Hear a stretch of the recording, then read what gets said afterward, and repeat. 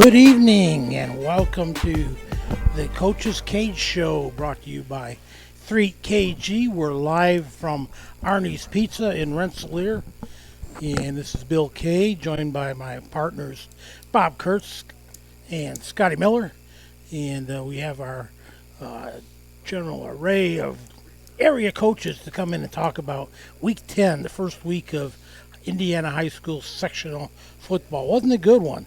To put it bluntly, we have just one winner moving on here tonight. But one out of six. One out of six, yeah.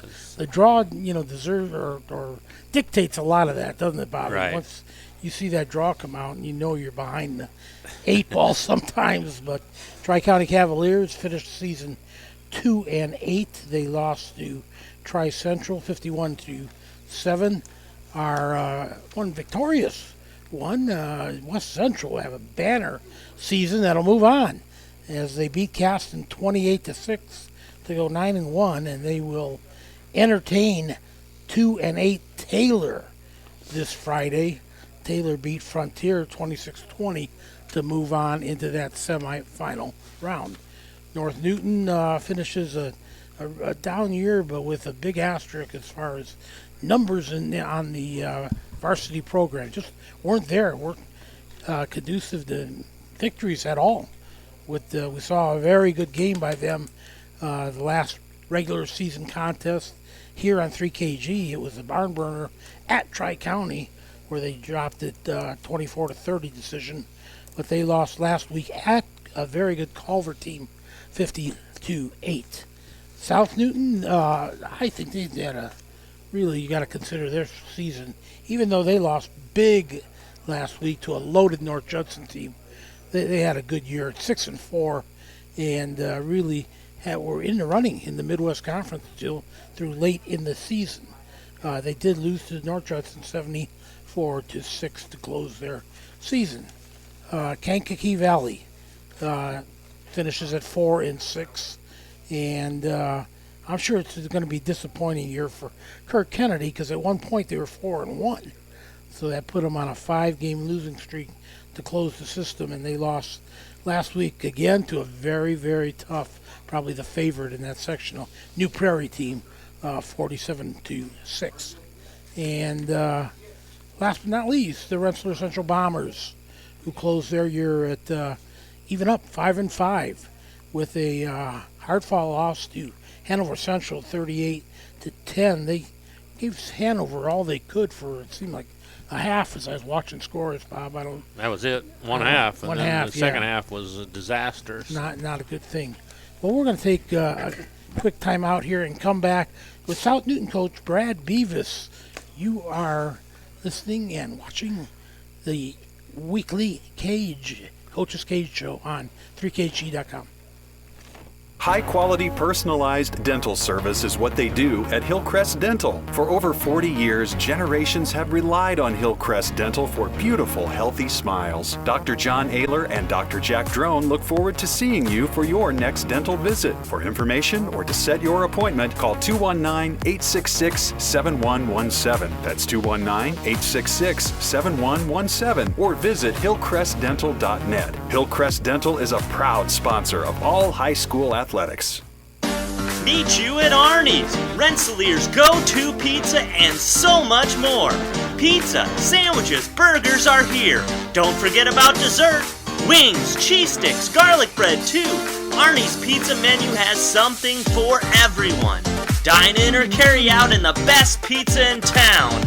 Located across from St. Joseph's College in Rensselaer. Call 219-866-9999 and meet you at Arnie's. Founded in 1931, Community State Bank in Brook is your community bank. We specialize in relationship banking while offering the technology required to meet your modern banking needs.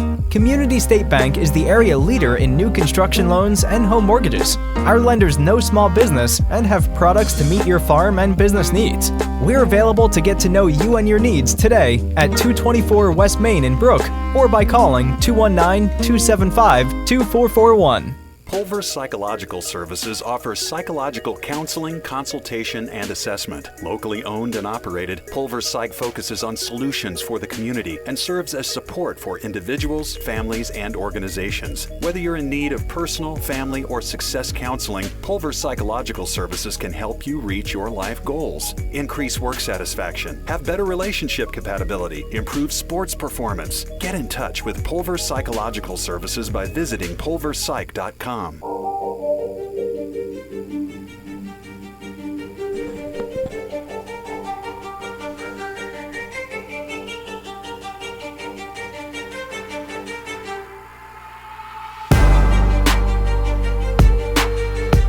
it's kind of the football wrap-up show here this week, except for West Central, but that's the way it goes sometimes. One and done in the tournament play, and we're going to recap the South Newton football season with Brad Beavis now. And Brad, thanks for coming over one last time. We don't have to we can briefly talk about the North Judson game. They're a pretty good team, aren't they? They're a real solid team. That was a game when we drew it. We knew it was going to be tough, and turned out to be a little tougher than we thought. We got the ball to start the game and fumbled the opening kickoff, and went downhill from there pretty quickly. Gave up 61 points and a half, and good things don't happen very often. But they're a real solid team. Our kids, our kids did the best they could. They stayed within inside of our system, so I was very happy with that. And they didn't try to go away from what we've done all year. North Judson's just that good. They were getting pressure on Evan all night, and defensively we just had a hard time being in the right spot, and even getting a hand on a couple of their kids. The Cheyenne Allen kid is one of their wingbacks. He's really good, and he's a solid kid. Very nice kid. I talked to him a couple times, before the game, and then after the game a little bit, just off the cuff. It seemed like a very nice kid, and he came up and shook every single one of our hands, I think, after the game too. So just a solid kid there, and their fullback, the Benson kid, he's only a sophomore, and he's a very solid kid. So they're just full of solid football players, and they're senior led, and they went to the semi-state last year, and it looks like they're on course to go back again. So nothing to hang our heads on. About the game, the only thing I was kind of disappointed with overall was just kind of our body language. I felt like sometimes we kind of walked around, sometimes kind of moped around, and that's hard to do. Some kids are playing their very last game of football, and they're getting their butt kicked. But we always talk about body language and how you present yourself, and have a little bit of pride. So that was the only thing really I criticized the kids afterwards. Other than that, like I said, I thought we stuck to the game plan that we developed, and we just couldn't execute it well enough to, put a bunch of a dent in that juggernaut. So that was pretty much the game. Talk about the season as a whole. Yeah, 6-4. 6-4, yeah. 6-4 is not bad. Keep going up the ladder, right? Keep going up. We're 5-5 last year, and we'll have some kids back next year to make another run. See if we can't get a few more wins out of it. But I was very happy with how our season went. We didn't know exactly how it was going to go. Replacing our quarterback, we had a 4-year starter at quarterback. 3 years he was really good. Then Evan Krug stepped in this year as a junior who had played varsity as a receiver and in the defensive backfield, but didn't have very many snaps at all except for maybe one game at quarterback, and that was just an unknown. He came in and gutted through a few games there at the beginning and got us a couple fourth quarter wins. And then really I think he grew up a lot in the Lake Station game, which was week 4. We kind of just we were kind of stalemated there, weren't doing a lot. Good things in the first quarter, and he kind of stepped in and chewed butt at the right time and kind of got things refocused, and we started to explode offensively, and I think that's when our season really started to leap forward, and a lot of that was because of him. We have a couple kids that were 4-year starters. Luke Patterson finished with over 100 tackles this year for middle linebacker position. He was also our H-back, so he was our lead blocker, so not a lot of offensive stats. He did a lot of the road grading for Corbin, who was in the backfield. He's also a 4-year starter for us. He finished up just under 1,000 yards of total offense, just under 700, like 695 or something, I think, from rushing. So, and he missed a game and a half. So he easily could have been a 1,000-yard back from back there. And then we had 2 linemen. Hayden Basewick, it was a 4-year starter, played mostly at left tackle the last several years. And then Agarda Luna at left guard, I guess. right next to Hayden. Started for a couple years, punted for 3 years for us, so we're going to miss those 4 guys that were 4-year starters for us. And it was kind of weird looking around the room after we sent the seniors away and started just talking to the underclassmen. It was kind of weird not to see some of those faces because they've been a mainstay. And then we had 3 other seniors. Seth Durlocker, who came back out this year after going and joining the cross-country team for a year and coming back, and he found his way into a starting position for several games at the defensive back position, and was a special teams mainstay and really helped us out there. Special teams are an overlooked thing sometimes, but you get 3 or 4 guys that just love to play special teams and do their job, and when we go down there and hit, it makes a big difference, and Seth was one of those guys for us. We also had Grant Schutte. This is his second year. He came out as a junior and a senior, who played right tackle for us. Grant was just a little consistent. Some people think this is a bad thing. I think it's great, but you didn't see a lot of bad things out of him. You didn't see a lot of extraordinary things out of him, but he was just that even kill. You always know you're going to get at him. And I think if you can get a lot of kids to do that, you win a lot of football games. So Grant had a big influence. Didn't talk a lot. Grant and Luke and Corbin, they don't talk a lot. We tried several years to get those guys to talk. They just won't do it, huh? They that's not their personality, and that's sure. fine. But very quiet guys, but we're going to miss them. And then Connor Latta came out after week 2, I think, week 3, somewhere around there, as a senior, and stepped in at some tight end position, played a little defensive line for us, and made a direct impact. His first game at Lake Station, scored a touchdown off a little tight end pop pass. So wow. We're going to miss all 7 of those guys next year. They all contributed their senior year, and like we explained to our underclassmen, and we made sure we hit the point home with those guys when we talked to them alone, they left our program in a better place than what they inherited it in. Sure. And they went through some of those tough seasons. They went through 2 winless seasons with us. They seen what rock bottom was. They were a big reason why we started winning games, and we're 5-5 last year and 6-4 this year. So, those seniors, you always want to mention them. I had 2 senior managers as well. We had Lizzie Glassburn, who's a setter on the volleyball team. She's been managing for us for the last couple of years and helping us out on Friday nights especially. But if she has a road game, she'll help get water ready for practice and then take off her road game. Then Ella Small's been with us for 4 years as a manager as well. So we graduate 2 managers. So we got to fill those positions. And then we graduate a couple, we call them student assistants. And they're always the guys that hold up our signs to run our plays in. We graduate 2 of those, and those are Drake and Connor Carlson. So we got a lot of parts to replace for next year, as you can tell. How do you recruit those auxiliary people that help you out? I know it seems like the managers are just an unsung heroes on a lot of teams. You got to get good people. You have to build a relationship with them.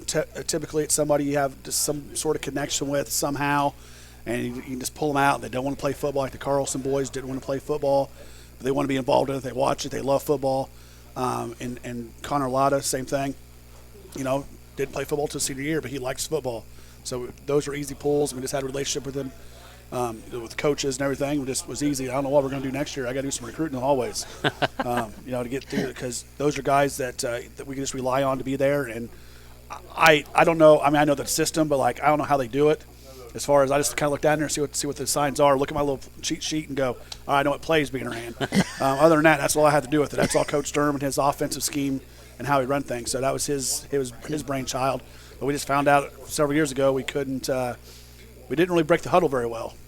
So we just went to this no huddle look, not for speed, but just it was easier to communicate. We wouldn't think it would be. It looks difficult, looks complex, but our kids, it's easier for them to communicate that way and get the play in and go run plays. So how do you get the play in that way? Yeah, so it's just it's a series of the cards and some hand signals, and we have a wrist coach on our arm, which is just has cards in it that once they read off the sign, they get the information. They can look down there and it tells them what play to run. And a lot of these no huddle teams, that's what they do. Mark Hall does the same thing with numbers. He's got a number system on his, so it's not uncommon. You see baseball and softball doing it now too. I don't like that. I think play baseball and softball, you got to learn how to do signs, right? But they do it too. I think it takes away from the game. But anyways, so it's Evan's responsibility to recognize that. Everybody's got one. Oh, everybody's got okay. one. So whole offense does, and we've done it different ways. Right now, it's just got plays on there. So the offensive line looks over there, and they know the thing too. We have a guy yell out a number to help us out with our columns on it. But then they read off the sign, and they get play direction and all that from our signals and signs. And how many plays do you actually have in your system offensively? Well, I don't want to give away all that. Well, just a number. An approximate number. 7 run plays and 6 to 8 pass plays probably. And in different formations? Different formations, and there's some different tags, there's other things we do, but that's probably all it is. I mean, we pretty much... Could be get bigger. Too overloaded, could you? And, just like a lot of teams we have, and Coach Durham's done this for 20-plus years, 22, as he keeps reminding me. I keep leaving a year off of his coaching stats. So it's 22, just so he knows if he watches this. He has this extensive plays that he's ran over the years, and we have our core. We come into camp with our 3 or 4 run plays, and our basic pass combinations that we use. So I would say 4 and 4 if you want to put a number on it. And then from there, we look at what our personnel is and what can they do and what would best suit them, and then we can put things together. But, we kind of have a stable of plays, and every once in a while we'll pull something back from the past that worked really well with another group that looks similar to ours currently, whatever. But in a lot of coaches, that's nothing, new. It's, people do it all the time. Wing T teams do that, run certain series, with certain personnel types. So, but I would say, our playbook's very small, but it looks pretty – I had to defend Coach Durham one time when I coached at Tri-County, and I thought it was a lot more complicated than what it was. And I came over and go, you got to be kidding me. I was spending nights out trying to figure all this stuff, and he simplifies. He's a great coach and a good teacher to the kids as far as getting that across. So, Go ahead. I was going to ask you, back to personnel and the makeup of your team, how are you guys, looking forward to next year already? How's the junior class? Yeah, the junior class and sophomore classes are going to be our go-to. We only had 3 freshmen, so hopefully get some more of those out. Evan Krug ended up with a little over 2,400 yards of offense. That's awesome. 809 rushing and just under 1,600 passing. He looked like a real confident quarterback. He did. He took off, like I said. He was a question mark, and like I said, about week 4, he just kind of took off and did a lot of great things. We got Chase Stillbauer coming back, and he had just under 600 yards receiving. Sure. He was the conference's leading receiver. I think in conference he was. If you look at all the games together, he wasn't. Just missed it by just a few yards. But 600 yards. We got Lucas Boguski coming back with about 590 yards as well. So we got a lot coming back. Sean Mikasa could be right there. He had several drop passes this year. It's one thing he's got to work on, but he was right there. He could have easily had 300 or 400 yards of receiving as well. So we have a lot coming back defensively. Our whole secondary returns, and we bring back an outside linebacker and an inside linebacker. So our big search, big development, big recruiting, all that is going to be focused on how can we put together a line next year on offense and defense. That's just the part that we have to replace the most with and probably move some pieces around. So, but a lot of the other pieces are in place, so we should be – if everybody works hard and keeps developing, because you can't stay put, you got to keep developing, we should be in for another good run next year. A good season to jumpstart that moving forward, especially this year. You got off to right from the get-go. You had 2 wins to start your season and won 4 your first 5. That had to just create a lot of excitement around your team and in the school. Yeah, the atmosphere in school was amazing. Our volleyball team obviously is really good. They just won their 4th straight sectional, and unfortunately they lost in the first round of regionals to a really good team that went on to win that regional. So we had a lot of success, and then our cross-country runners, we had a couple kids there that were doing really well time-wise. So we had some people there, and our girls golf team, they only had 3 girls at the end of the year, but they were consistently improving. Actually, Ella Small was one manager, and she took up golf this year for the first time, so we didn't get her every day. I think she took like 30 or 35 strokes off her game. Holy. I mean, which is amazing. I'm a golfer. I can put 30 strokes up pretty easily. But she did really well, just progressing. So there was just a lot of positive, a lot of success in our building athletically this fall, and I hope that that carries over, because it makes teaching a little more fun. Because there's days whenever you, just like the kids, you just kind of get in that routine, and it's just to get in the mood, and it's like, ugh. But if there's other things to pull you up, then you have to pull up, because you want to be the grump. Right. Even I don't want to be the grump, and I could be easily the grump. You can easily be. But I don't want to be the grump. I don't want to be the one that's like pouty all the time. So, having all that, and we haven't had that probably since the 15-16 school year. We had a really good, same thing, had a really good football team, had a really exciting volleyball team. That basketball team went on to into regionals. Boys did. So, we just had a lot of success that year. So hopefully we can, continue through the winter and to the spring. We're talking with South Newton football coach Brad Beavis one last time here on 3kgthecage.com. And, Brad, what does the South Newton football team do in the offseason from now till you start off next year? Well, this is our first week kind of off, so we kind of put things away this week. So we clean the locker room out, put things away in storage, get stuff ready to get sent off and get reconditioned, helmets, shoulder pads, and look at inventory and look what we need to purchase and all that kind of fun stuff. So that takes me about 2 weeks, so this week and the next week, and I mostly get that stuff kind of settled around. And about that same time, we start to get the kids back into the weight room. We encourage them to be in the weight room all the time, but we need a break. They need a break. So we kind of let them step away a little bit, and we try to start to organize that part of it. A lot of them are playing other sports, so that's going to be a little bit different than it has been in the past year. So we got to work with the other sports coaches for their time, and encourage them to still get better, because being in the weight room is still going to help them. You just got to do a little different routine. And if you're playing a sport, you can't be maxing out every 2 weeks. You got to be more of an in season where you're doing lower weight, a little more explosive movements and do some injury prevention things for shoulders and those type of things. So you kind of work around if the kid's an in-season, out-of-season athlete. Right now we're still kind of push kids because the only thing that started, I believe, is swim right now for us. On the boys' side anyway. So we got basketball kids that will start next week, and I think that wrestling starts next week as well. So we're going to start trying to push those kids and see where people end up and then kind of put that plan together for them. Do you have a lot of your football players that play another sport now? Yeah. Last I counted, we had 23 kids. We had 16 returning. So but of all the 23, I think we have 17 doing it and have another season. And I'll tell you what, winning 6 games is a lot better than 5, and 5's a lot better than 0. So last couple of years have been very fun. Brad, we sure enjoy you coming over every week to talk on our coach's show, and we enjoyed doing Rebel Games this year on 3KG. I hope you have a good off season, and we'll see you next year, okay? Thank you very much. Thanks, Coach. Brad Beavis from the South Newton Rebels, back with more of the Coach's Cage right after this. Hi, this is Chuck Clark with the Underwood Insurance Agency, formerly Preferred Insurance Group. Are you tired of being sacked every month with your auto insurance bill? Do you feel you just pay your premium to your agent and never hear from them? We at the Underwood Insurance Agency work with over 10 insurance carriers to get you our best rate and coverage we can, and we pride ourselves on serving our customers like they are our family. We are conveniently located in Remington and Lafayette. We can be reached at underwoodagency.com. Reach out to us to score big savings. Working with our customers has been Kentland Bank's trademark for 87 years. We're dedicated to making your visit a lasting one, and helping you achieve your goals is our #1 priority.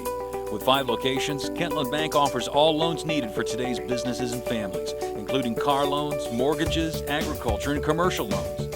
We're here to make your busy life less hectic by offering online and mobile banking, bill pay, and P2P payments. Member FDIC and equal housing lender. After a hard day's work or play, it's time for some relaxation, and there's no better place than Unwind on Front Street in Rensselaer. For massage therapy, facials, spray tanning, yoga classes, and wellness, stop by Unwind. They also offer student athletes 30-minute massages for $25. Alina would like to thank Unwind's loyal customers for their patronage since 2016. To make an appointment, call Unwind at 219-869-0290.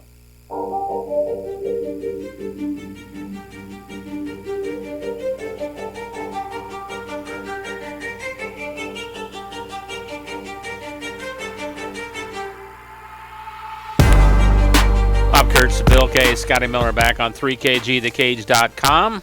Check us out on our website or on our Facebook pages. And you can listen to and watch the archive games or coach the shows on our YouTube page. Just go to our website and click on archives. It'll send you right there to our YouTube page where we have everything stored up for you. Now, Bill, how many years have we known this guy? Many. Scott Rao from the North Newton Spartans, and I've never seen him have notes before, but this is the first, Scott. I know. Like I told you, I'm getting old. Stuff isn't as readily available in my brain anymore. Well, take us through the sectional game first. You know, I'll do a real quick, but yeah. briefly. Well, I mean, it went. Obviously, didn't go the way we would like to have gone, but you played Culver. Played Culver over at Culver. which is a pretty good trip in itself. They had over there, and then you know, it was just one of those things. They were able to control the line of scrimmage, which makes it very tough for us to be able to do much. Couldn't run the ball very well, couldn't throw the ball very well, and did you get off to a good start, or no, not really. No, I mean, when did that touchdown come for you guys? That was near the end. That was like in the fourth quarter. Uh-huh. You know, and like I said, you know, we gave up 36 in the first half, so it was 36-0 at halftime, and then we came out second half. Of course, there was a running clock then, but we did. But you know, in that second half, we were able to put together a couple drives, really good. Scored on one, and didn't quite score on the other, but put together 2 drives, and one was in the third quarter. Before they had done excessive subbing, I guess they'd sub some, but you know, all of a sudden we figured out that we could do a couple things, and then we just started doing those, and it went pretty well. So, you know, one of the issues we had was my quarterback goes down in the second quarter. You know, he comes over and he's wobbly, and I'm talking to him. You can tell he's been hitting the head somewhere. I said, "Are you okay?" I go, "Did you get hit in the head?" He goes, "Yeah, when I was on defense." He said, I said, "Get over on the sideline. You're done." You know, by that time it's already, you know, 30 or 28 or 30 something to nothing.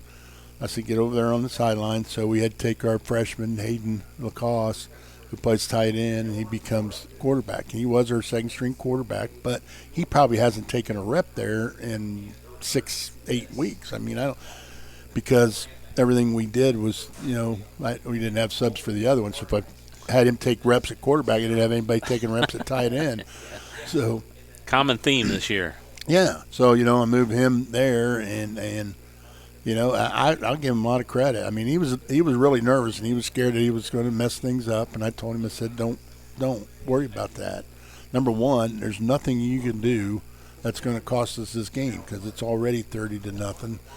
I said, you just do the best you can at what I want you to do, and he did. He did a really good job at just, you know, managing the game and taking care of the football and you know, getting it to who it goes to and so on. So he did really well in that aspect, you know. So I was really pleased. But you know, then again, like I said, we moved him to quarterback, so now I needed a tight end.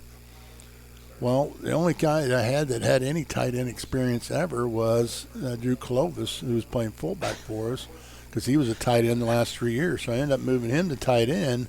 Then you had to get another running back. Then I had to put another fullback in, which was Caleb Johnson, who plays one of the halfbacks. But he was a fullback last year, a backup fullback last year. So I put him at fullback, and then I had to bring in a guy off the bench, Chucky Giles, to play the halfback.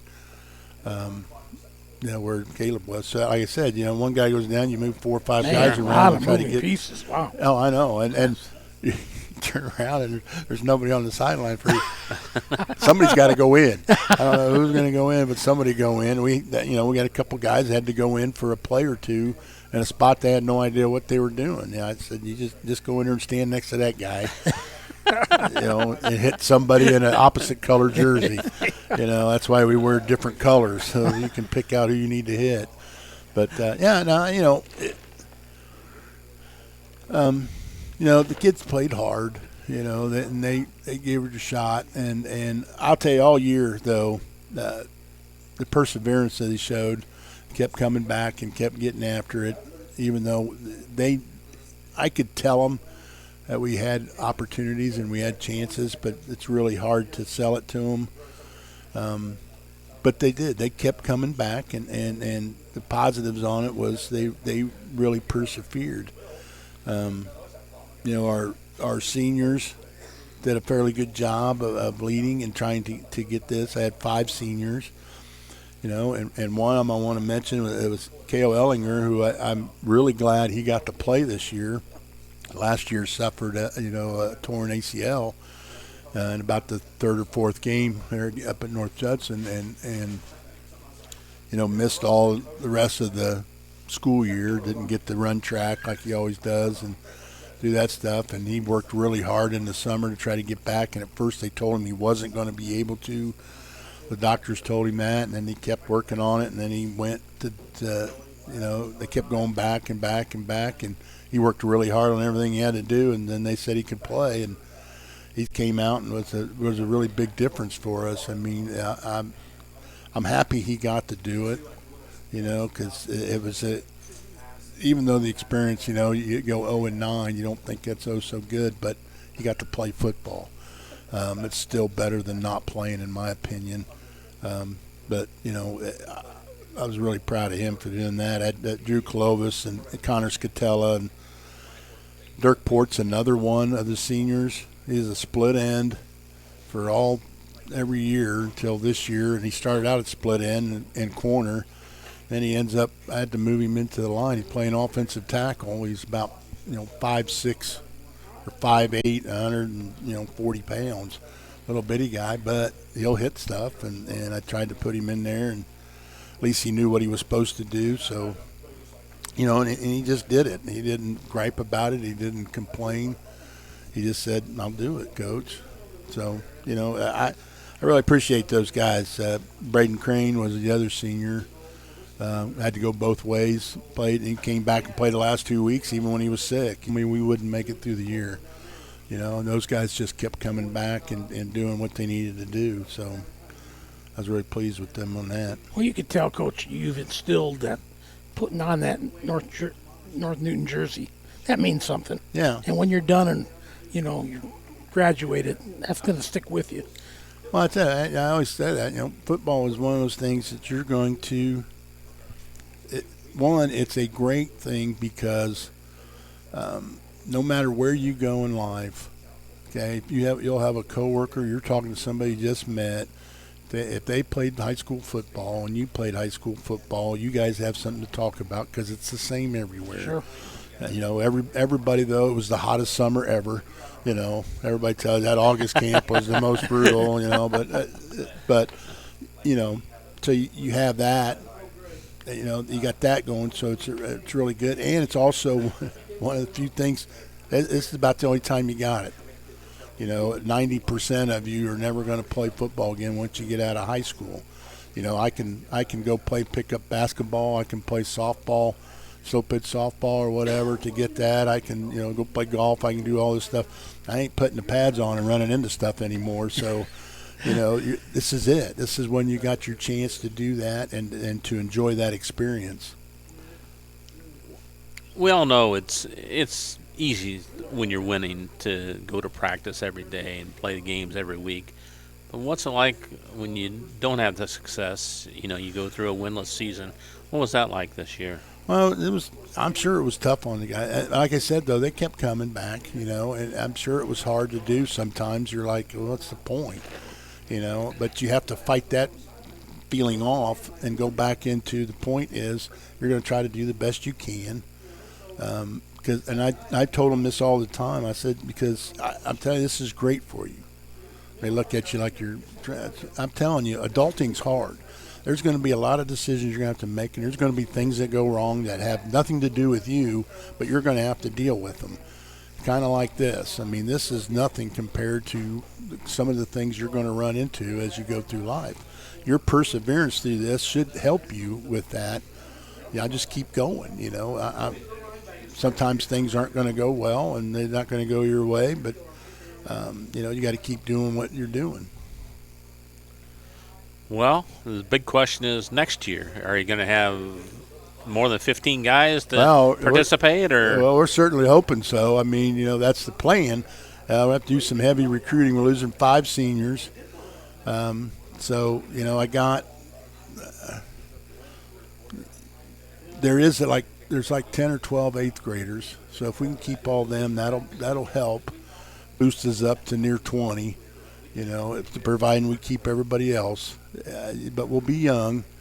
Because my sophomore class, I only got 2 sophomores. So that'll be tough next year as juniors, only 2 of them. So, I mean, I don't have much in the upperclassmen, but so it's going to be a few years away before we're able to do a lot, I think. But, and we're going to recruit other guys, that didn't play this year and try to get other people to play. and to be a part of it so that we have bodies and we have numbers and we have the ability to do things that we want to do. What do you try and say to guys? How do you recruit them? What's your pitch? Well, evidently I didn't do a very good job, so I don't know if I know. But, my pitch has always been the same. Basically what I just told you. I mean, this is something you're only going to get to do now. I said the other thing is, I just don't want you to make a decision now to not play, and then you're going to regret it later. I said I've been teaching and coaching a long time, and I've had lots of kids come up to me and say, "Well, I regret not playing." I've never had one kid come up and say, "I regret playing." I mean, you just don't. I mean, you're missing out on an opportunity to do something that this is the only chance you're going to get to do it. I mean, and it's a great experience. And like I said before, I don't care where you go in this country. You can talk high school football, and everybody knows what in the hell you're talking about. I mean, it's not – the experience is universal. So that's what's really good about it. Was it unusual this week when you go to Monday and you don't have to practice? And how does the coach handle that? Well, one, it was, Monday we had fall break, so we didn't have anything. So Tuesday I had them come in after school and went through our end of the season stuff and a little bit of a talk with them and vote on, award winners and different kind of things that we're going to do. And then we went out to the locker room, had them clean out their lockers, and we turned in all the equipment. I was telling them that's the one of the good things when you only got 15 or 16. It didn't take very long to turn in equipment, man. It was weird. We were done a lot quicker than normal. But I was able to get the equipment picked up, and then we'll get it started on, getting all that stuff laundered and get it put away. So, that's basically where we're at. And then I'm going to try to get planned with the awards banquet, when we're going to give out the awards for the season, and which will pretty much, that will finish it off. So that'll be in the next week or so. That's it. So that was Tuesday. So, okay, and that was yesterday. So we got all that taken care of. So, we'll see. Now we get the banquet going, get everything taken care of, and we'll move on. I know the kids are ready to move on to the next season because almost all of them play another sport. They're either going to be playing basketball, swimming, or wrestling probably for the most part. Is there any, team structured for the kids that don't play any sports? Weight training or we have a weight training class, but if they may not be in there. And then normally I don't start our out of season stuff until we come back in January. I usually give them this time off, just a little bit of being high, mainly because most of them are in another sport. So it's not like they're sitting around doing nothing. Right. Anyway, so I like, let yourself get into that season, get comfortable, get doing what you're doing. Then we'll come in and start in January, and we'll come in like 3 mornings a week before school, and I'll open up the weight room, and we'll start going through the weights and those kind of things. We won't do much in the sense of the practices, like I heard Brad talk about and doing that. Mainly ours is just weights and agility. We're just going to try to get stronger, bigger, faster, stronger, and get a little bit more agile and get ourselves in a little bit better shape. Because almost all of them are doing another sport. So, they got enough stuff going on. But that'll lead us into the summer. Scott Rouse joined us now, North Newton football coach. Got to give you a time for your thank yous. I got the list here. All right, go ahead. Well, I went through some of the players, and make sure, those guys, they all did a very good job this year of persevering and coming through. My coaches, Adam Kowal, ran the defense and has helped out a lot with the gear and with all the other stuff that a coach has to do. I thank him. Other coaches, Chandler Spring, who's new to North Newton this year, came out and helped us out. Anthony Gillespie, who was a former player of ours there, North Newton, an all-state guy, had come out and helped coach as well. I want to thank them. Our statistician, Mark Richardson, who comes to the games and keeps my stats for me on the sideline. But sometimes he's there, and I didn't even see him come up. He just shows up, and then he does it, and it's been awesome. Greg Johnson, our announcer for the games. It does a fantastic job getting the crowd involved. And we still, even with the 0-9 record, we still had decent crowds at home. People still came to watch because they saw our kids playing hard. So, and he helped with that. He's really good at the announcing and getting people involved. Sam Zachary, the athletic director, all he does for us, an organization and keeping things in the way. Cassie Vanderwall, who helped with the programs and a lot of the stuff behind the scenes that people don't just take for granted. That somebody has to do all that. So and she does a good job with that stuff. Rod Coughing, our principal, was really good at helping out earlier in the year. Catherine Heinz is the assistant principal, does real good, and I'd be really remiss if I didn't thank my wife. Absolutely. Yeah, because put up with you, right? I know. No one has to put up with me too, because of what she does. It allows me to do what I like to do. This is what I love to do, is to teach and coach and do those things. And she does everything else so that I can do that. And I can't tell her how much I appreciate it enough. She's done a lot over the years. She was reminding me that this was my 38th year. Holy cow! You don't look a day over 38. She goes, "You've been coaching 38 years." I'm like, "Oh, it sounds really bad when you say it out loud." I know I'm an old veteran, but come on. That sounds really bad. So anyway, it's been really good, and I'm really pleased with. Obviously, you don't want to end up 0-9. They never want to do that, but I'm pleased that the kids battled through it and gave me their best effort. Scott, we appreciate you coming over every week and love doing the Spartan football on 3KG. Have a good off season, and we'll see you next year, okay? All right. Thank you very much. Thanks, All right. Coach. Scott Rowell from the North Newton Spartans. Back with more of the Coach's Cage on 3KGTheCage.com right after this. In agriculture, preparation is important. Dedication is you deciding what to plant and then asking what it will take for a good crop. How much work will it take to produce the final crop? In sports, preparation is vital in becoming the best you can be. Dedication is a will of achievements for a winning desire. Corbett Farms encourages everyone to do their best by having a winning spirit, attitude, and achievement. Your positivity will make a difference. Corbett Farms is proud to sponsor high school sports. Founded in 1931, Community State Bank in Brook is your community bank. We specialize in relationship banking while offering the technology required to meet your modern banking needs. Community State Bank is the area leader in new construction loans and home mortgages. Our lenders know small business and have products to meet your farm and business needs. We're available to get to know you and your needs today at 224 West Main in Brook or by calling 219-275-2441. Meet you at Arnie's, Rensselaer's go-to pizza and so much more. Pizza, sandwiches, burgers are here. Don't forget about dessert. Wings, cheese sticks, garlic bread too. Arnie's pizza menu has something for everyone. Dine in or carry out in the best pizza in town. Located across from St. Joseph's College in Rensselaer.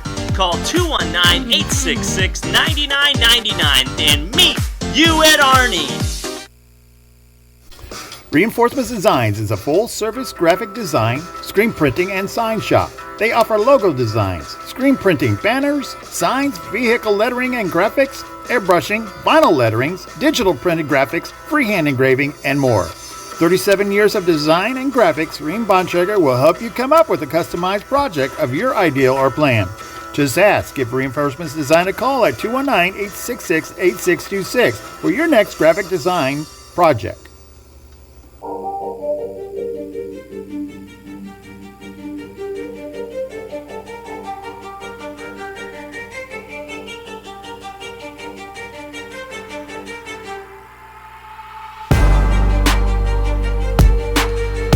Coach's Cage, the football wrap-up show, except for West Central. They'll be continuing to play this Friday night, and we'll talk with Mark Hall in a little bit. But Jake West got the headsets on now from the Tri-County Cavaliers.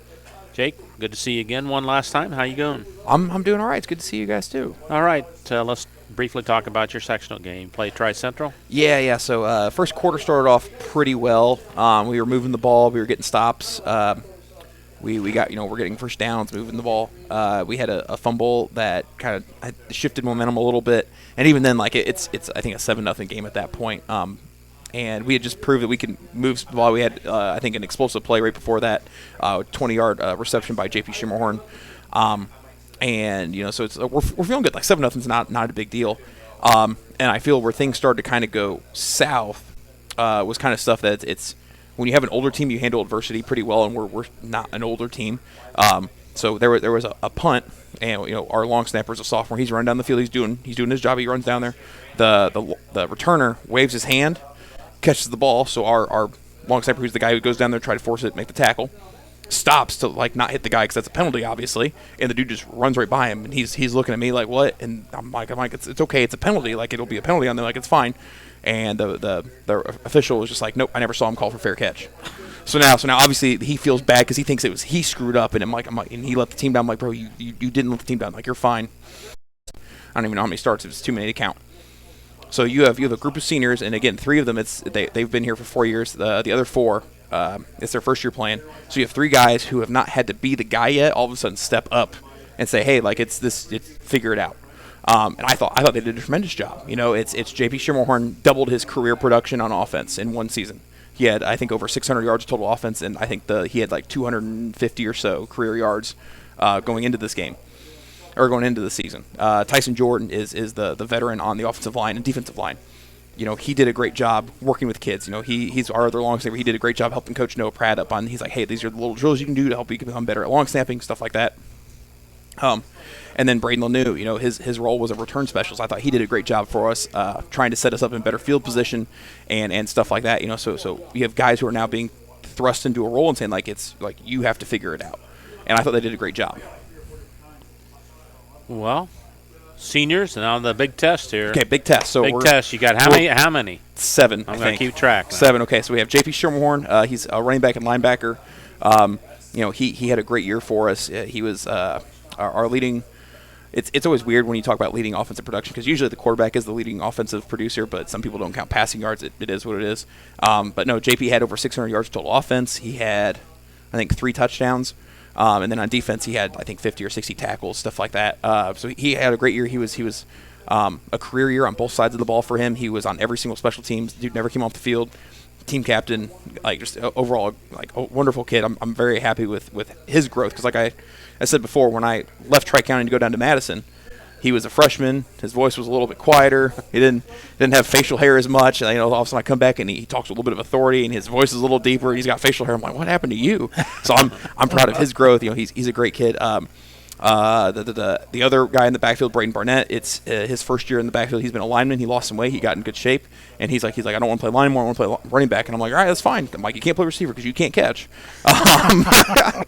But, if he goes back there, he did a phenomenal job for us this year in the backfield, acting as a lead blocker, acting as a fullback.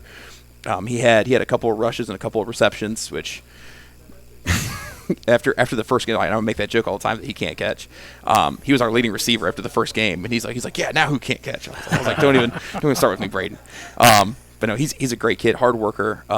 He unfortunately wasn't able to play. He was battling some injuries. So it's always sad when you see a senior not able to finish out. But he's given everything he could give this year, and I'm so proud of him. Also in the backfield, Jake Nevitt, it's his first year playing football. Yeah, we're at 3. I'm going right down the list. Jake Nevitt's his first year playing football. He's a baseball guy. I coached him in baseball, and he finally decided to come out for football this year.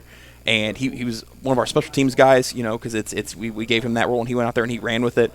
He would get a few carries at the end of games.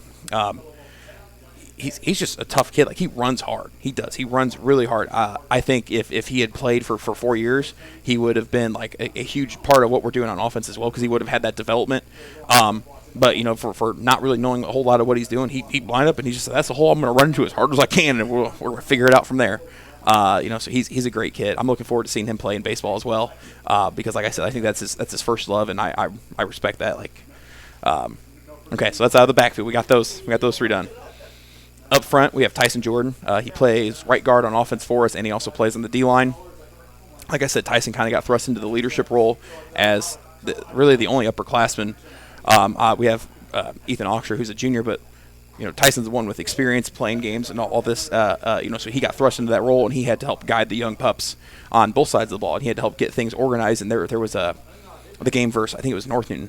He was kind of trying to guess where the double team was going to come because he knew that he could take it on and that some of the other kids couldn't. So he was switching with guys, taking himself almost out of the play to allow his teammates to succeed, which I think is awesome. Like that's leadership right there. Like that's people always think of leadership as the rah-rah speech. I'm like, no, leadership is dragging yourself through the mud so everyone else can succeed. And so I was super proud of him and his development. That and I can't talk enough about how proud I am of the growth he has shown as a person this year alone. He's a phenomenal kid. And it's just I love. I'm gonna miss his and I talks. My prep period, he's in the classroom next door, and he pops by into my room all the time.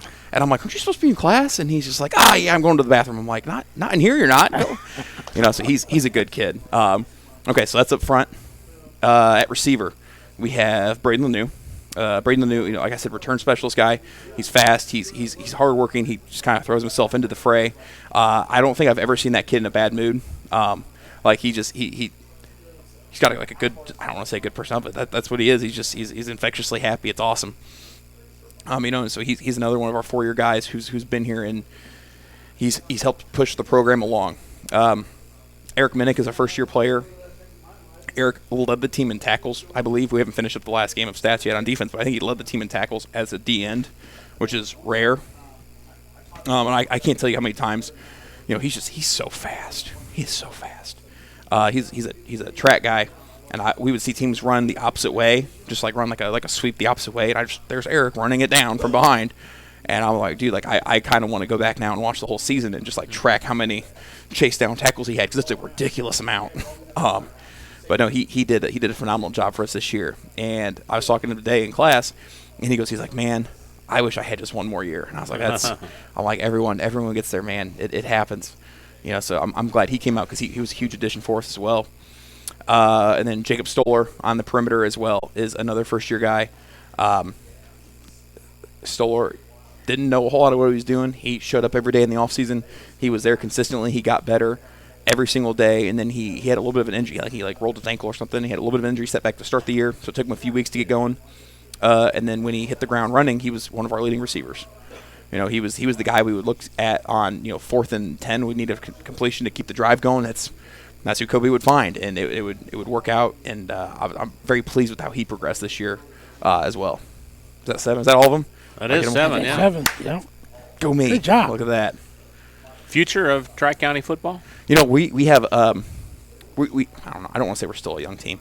We only have 2 seniors currently. Well, we should have a third. There's a kid who just moved in who's interested in playing football. He'll be a senior next year. So we should have 3 seniors at least. Kobe Baylor, that's a good one to have back. Ethan Oxer, who started almost every game for us last year. He'll be a huge get back. And then the new kid who I guess he started at Twin Lakes. I don't know a whole lot about him. But he should be another big addition. But the big side of our team is that sophomore going into junior class, and we're going to have double-digit juniors that all started the entire year. So that is huge. That is huge. So there's of that incoming junior class, they're either wrestling, basketball, or in the weight room with me currently. So they're buying in. They're ready to take over next year. And I was talking to a couple of them today as I was working out, and they're just like, man, we're so excited for next year. I wish it was next year already. I was like, same, but we got to take some time here, fellas. We got to get better.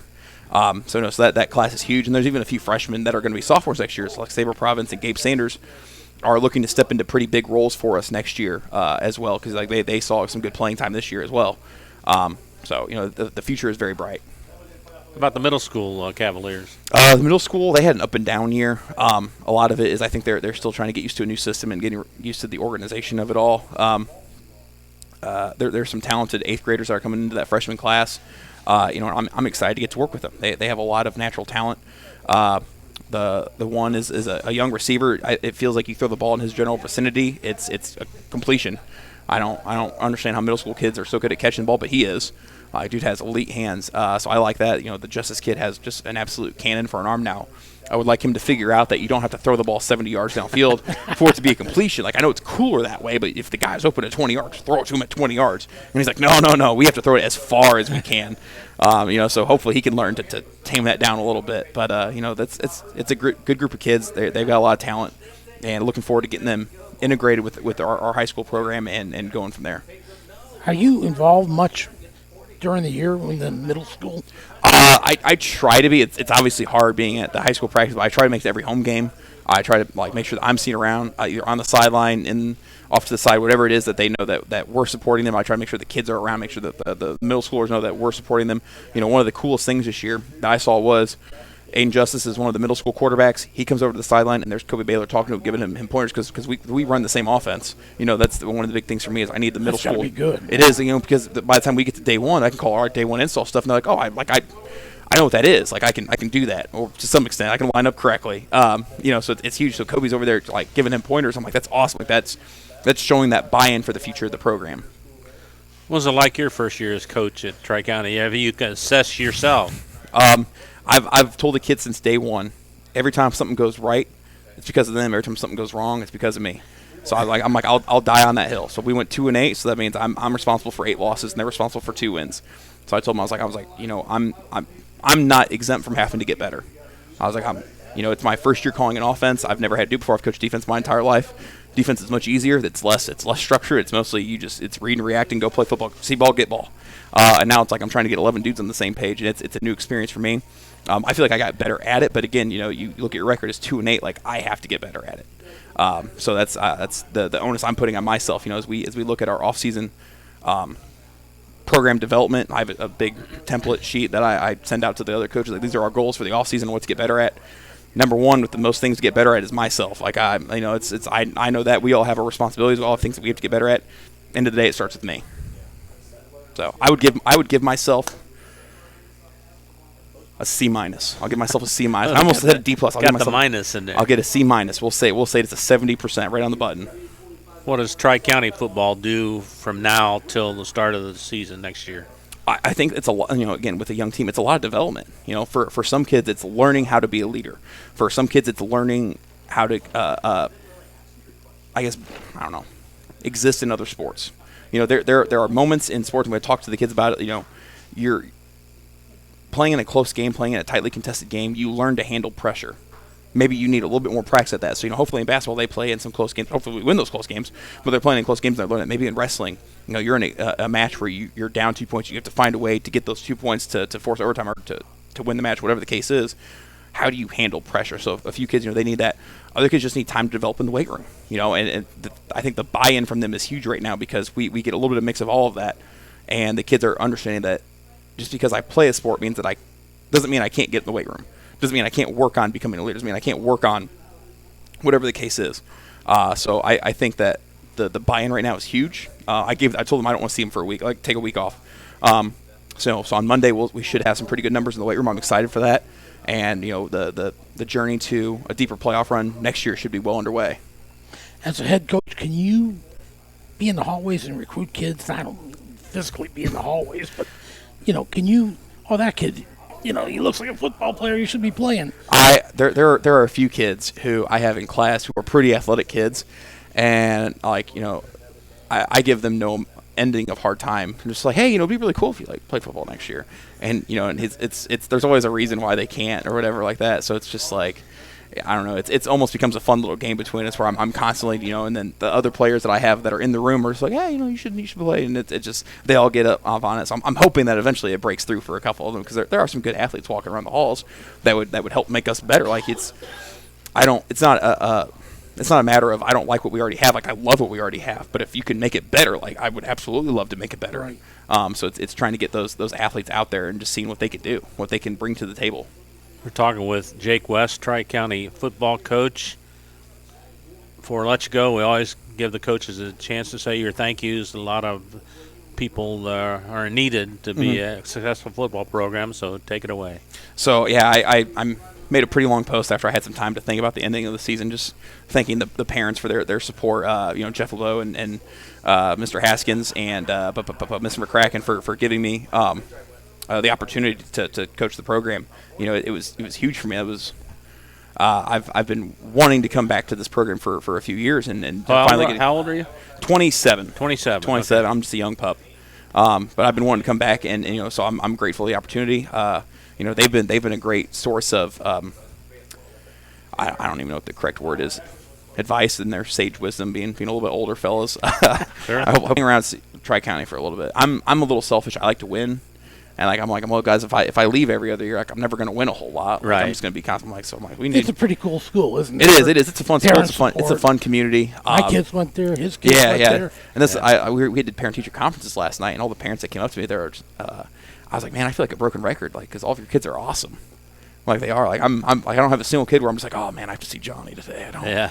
I'm like, no, I get to teach great kids. I get to coach great kids. Like it makes it easy to come to work every day when you're around that kind of environment. It's awesome. Jake, we really appreciate you coming in every week and talking a little Tri-County football. It's been a pleasure to talk to you. A pleasure to I've probably known you, back in the day, but I forgot you. You probably called some of my games. I'm sure I didn't make enough tackles, obviously. Yeah, but anyway, we enjoy Love your your enthusiasm here and coming in every week, win or lose, and really enjoyed doing the Cavalier games, especially that last regular season game. Tell you what, was that the best game of the year we had. We keep playing like crap when you guys show up. I'm gonna stop letting you come. I'm like, man, you're bad luck. No, remember that last week? Yeah, remember that. In the North Newton game, so you can't blame us on that one. Did you guys leave before that drive? Is that what happened? You guys left? You guys left early? You mailed it in? No, we don't want to cover overtime. It's over. Jake, thanks a lot. Oh, no problem. Thank you. All right. Jake West, the Tri-County Cavaliers, back with more of the Coach's Cage Show on 3KGthecage.com right after this. No problem. Thank you. Indiana Farm Bureau Insurance Agent Joe Goodeman has been serving the Jasper County and surrounding area since 2009. Being involved in the area, Joe Goodeman has kept his interest in making sure he provides the best insurance for his clients. Whether you need life, car, home, business, farm and crops, or even renter's insurance, Agent Joe Goodeman will keep searching for the best policy for your valued investments. Call Indiana Farm Bureau Insurance Agent Joe Goodeman at 219-866-4694 or stop in at 2570 North McKinley Avenue in Rensselaer. High-quality personalized dental service is what they do at Hillcrest Dental. For over 40 years, generations have relied on Hillcrest Dental for beautiful, healthy smiles. Dr. John Ayler and Dr. Jack Drone look forward to seeing you for your next dental visit. For information or to set your appointment, call 219-866-7117. That's 219-866-7117 or visit hillcrestdental.net. Hillcrest Dental is a proud sponsor of all high school athletics. Working with our customers has been Kentland Bank's trademark for 87 years. We're dedicated to making your visit a lasting one. Helping you achieve your goals is our #1 priority. With 5 locations, Kentland Bank offers all loans needed for today's businesses and families, including car loans, mortgages, agriculture, and commercial loans. We're here to make your busy life less hectic by offering online and mobile banking, bill pay, and P2P payments. Member FDIC and equal housing lender.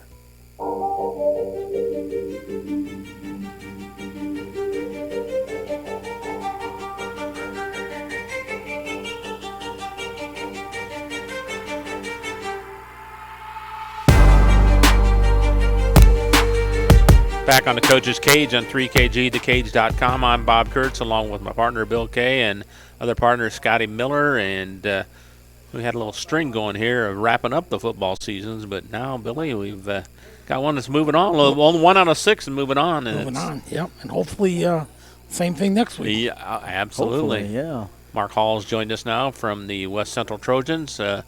Mark, congratulations! The beat goes on for the Trojans this year. Another nice win against Caston, a team you played earlier in the year, but I know you were worried about that game, weren't you? Yeah, playing somebody twice is always difficult to do, and if you look at the scores, they're basically identical. Pretty similar, aren't they? Yeah, 26-8 to start the year and 28-6 this time around. So very similar scores. Offensively, we moved the ball better than we did in the first week of the season, but we turned the ball over twice inside their 15, and then also had a turnover and downs inside their 15, all in the first half. So we had an opportunity in that first half that we really could have put the game away, but we did not do that. So it was only 6-0 at halftime, and then we came out in the third quarter, got the ball, and went right down the field, scored, got the 2-point conversion, went 14-0, and then we let them go huge chunk plays right down the field and score and made it 14-6. So I'm like, well, there went all the momentum we had, and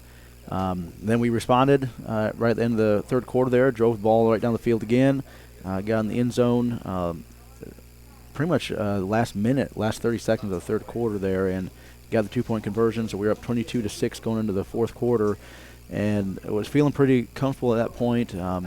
Looking at Caston throughout the season, 2 touchdowns is, I think, the most they had scored in any game. So 16 points, they got their 2-point conversions, I think was the most. So I was feeling pretty confident that we were okay, that we weren't going to give up that many points. Then we were able to add another one in there to make it 28-6 for the final. And Caston, they got better throughout the year. They played a really good game. They had a good concept of what they were trying to do to us. And I think the first time around we gave up 112 total yards against to them. And I think this last time on Friday it was around 190, almost 200 that we gave up. So they did a better job. We also did a better job. We ended up having, I think it was around 430 yards of offense on the night. So it was a bunch. You got a lot of weapons, though. We do, and that's the nice thing about this year. In years past, we've maybe had 1 or 2 guys that do most of the things for us. But this year, right now, our leading rusher only has 566 yards on the year. But you're bunched together, aren't you? We have another one right there at 564. Then we've got ones in the 300s, and so we've got a bunch of guys that are just getting yards and getting points for us. It probably makes it hard on the defense to decide which one they're going to go after. Yeah, like in the Frontier game, it really seemed like they were not wanting Connor to beat them from our quarterback position, and that left Jacob wide open. Jacob in that night had 160 yards of offense. On Friday against Caston, at times they were trying to take Jacob away, and especially our midline things, they were trying to take Jacob away, and Connor was beating them then. Connor ran for 114 yards for like 14 carries, I believe, on Friday night.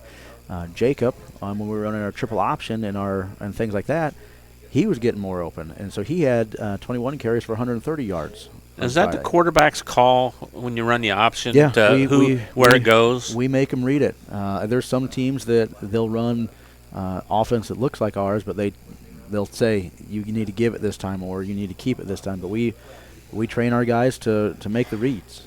So they have an option of who to give it to. So they're looking at what's the defense doing once the ball is snapped. Is the defender coming down? Is he tackling the fullback or not? And we tell them if it's ever where you're not sure, give the ball, and we'll take 2-3 yards, and then depending on how they're playing it, like some teams will try to slow play it to make the quarterback have to essentially try to make them wrong, where they'll be slow playing it and then eventually just go after the fullback. So we get used to how they're trying to do it, and then we make adjustments off of that. And Connor's done a really nice job of that this year, and so we'll tell him at some point just ride it longer.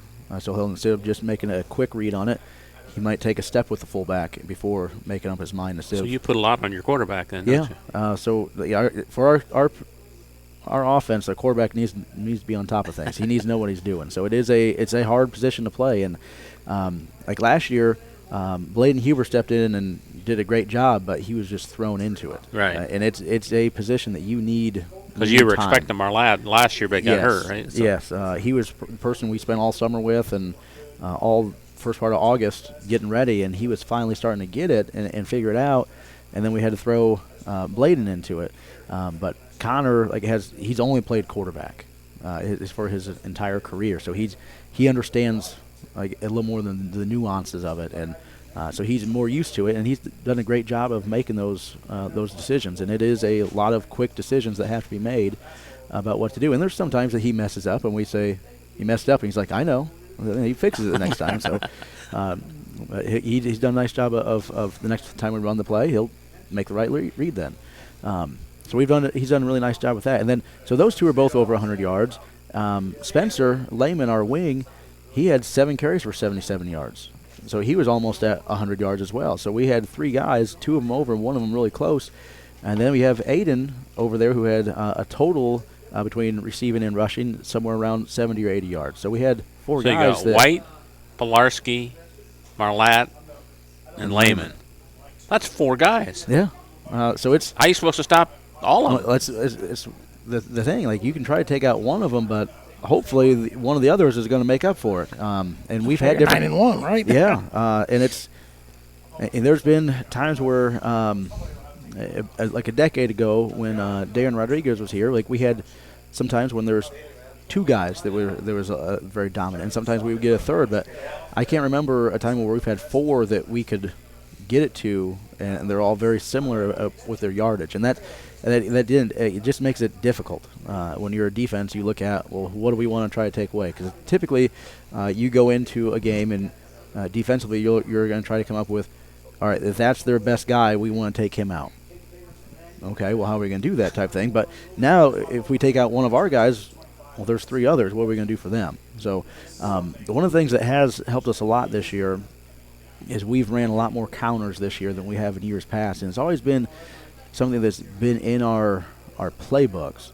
But in years past, we've always struggled in practice running them. Now, tell our viewers what a counter is, in case they don't know what it is. Basically, you make it look like the play is going, let's say, to the right, but then there's the counter is it's actually going to go back to the left because you're going to pull some people and so bring you're faking everything. people going to the right. Try and make them go to the right and then pull people back to the left. And hopefully that'll be wide open. Hopefully, yes.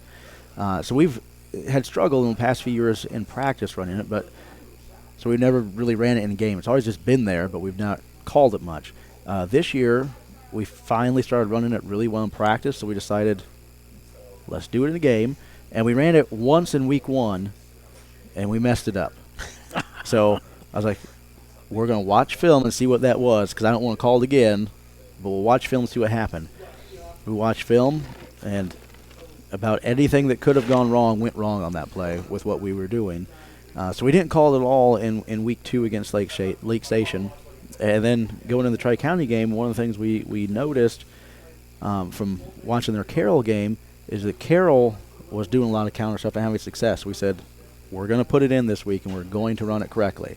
So we made it a huge point of emphasis at practice that week that we're going to run this thing correctly. And against Tri-County, we were able to run it correctly, and then have had success with it all year long ever since then. So it's one of those plays that has been huge for us this year. It's a counter off of our triple option play, so we like running triple option, but now this is a counter going back the other way of it, so it does fake or at least trick a lot of the people and gets those linebackers who are trained. When you see triple option going that way, you got to attack it, because if you don't, they're going to get outflanked and they're going to get yards, so they attack it. And then when we pull things back around the other way, it leaves wide open gaps for us. So have you got some big gainers off of that? What? Yes, we've had some really big ones. Aiden's had a 60-yard run off of it. Spencer's had some 40 and 50-yard runs off of it. So those are the two wings are the ones who end up getting it, and they've had a lot of yards off of those. Of course, it helps to have their kind of speed and athleticism too. Yes, it does. And Aiden has been, we knew going into the year was going to be really solid for us, and Spencer started last year for us once we started moving people around because of Connor's injury. Spencer ended up starting the rest of the year for us, but Spencer's done a really nice job this year of carrying the ball for us, a lot more than I think any of us expected, but he's listened to all the things we talk about at practice about how to set up your blocks and how to set up your moves that you're going to make. And he's been doing a great job these last few weeks of just setting things up and then bouncing them out and getting a lot of yards off of them and making people get twisted on trying to tackle him. And he's been looking really nice. And it's one of those things that's just it's nice to see all the things that are just coming together this year. We were talking before we went on air. How many? 2 years. We've had senior classes of 2 and 3. So that makes it difficult when we're trying to do things. We had a lot of younger guys that have been starting, and now they're the older guys, and we're having success. And that was the same thing. If you go back to 2018, we had a bunch of seniors that year and juniors that year, and we were 4 and 6 that year. And we had gone the previous year 0 and 10. We had like two or three seniors that year. So it's one of those things that's been cycles that we've been going through. But it'd be a lot more beneficial and helpful for us if we could just have consistent, like 8-man groups every single year, or 10-man groups every single year, and have those consistent somewhere between 16 to 18 juniors and seniors every year, and that would be very helpful for us. But right now we're lucky with what we have. Coach, all right, go ahead. Back home this week, that'll be nice. And after a couple road games, what do you know about Taylor? They've got some athletic kids.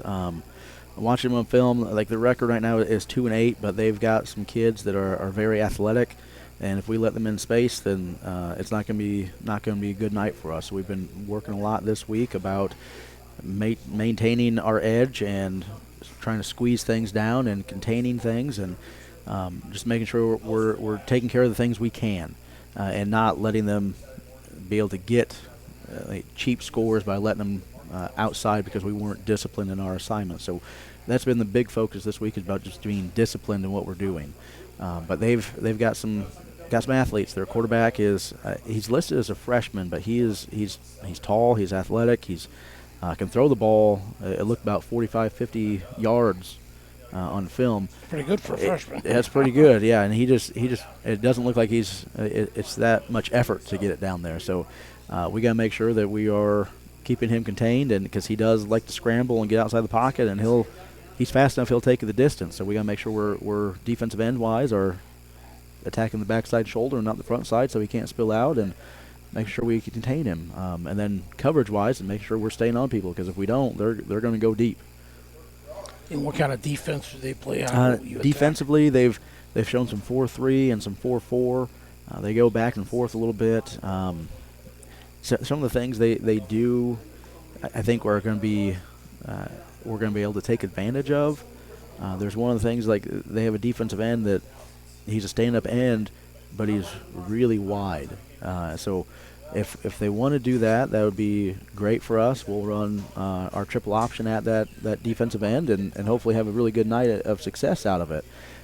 So there's some things that they do defensively out of their 4-3 and 4-4 that I think we can take advantage of, and hopefully turn it into a good night for us. You got a defensive end that's out wide like that. Who typically will have responsibility? Is it you put a tight end out there, or your tackle's got to pick them up? If it's a pass, it's going to have to be our tackle most of the time. We'll send a fullback that way if necessary on some passes.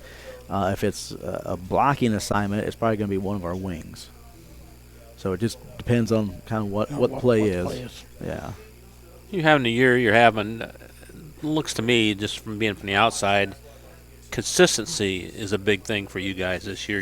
You're pretty consistent in every game you play. Do you feel that way or no? Yeah, the big thing is we're taking care of the football, and I think that goes into the consistency. So we're being taken care of it. We don't except for one game. Except for one game. We won't talk about that one, right? Yes, it is. Look at all the rest of them. Like, we have barely more throughout the other 9 games than we do in just that one game. So I think on the year we've given it away somewhere around 14 or 15 times, and 6 of them were in that one game. So that's just bad memories. We don't want that. We still want good memories. Yes. Outside of that, we've been very consistent with taking care of the football and doing the things we're supposed to. And I think that goes back to the several years past here. Like we've struggled with those smaller senior classes we talked about and upperclassmen, but we've been consistent with what our message has been.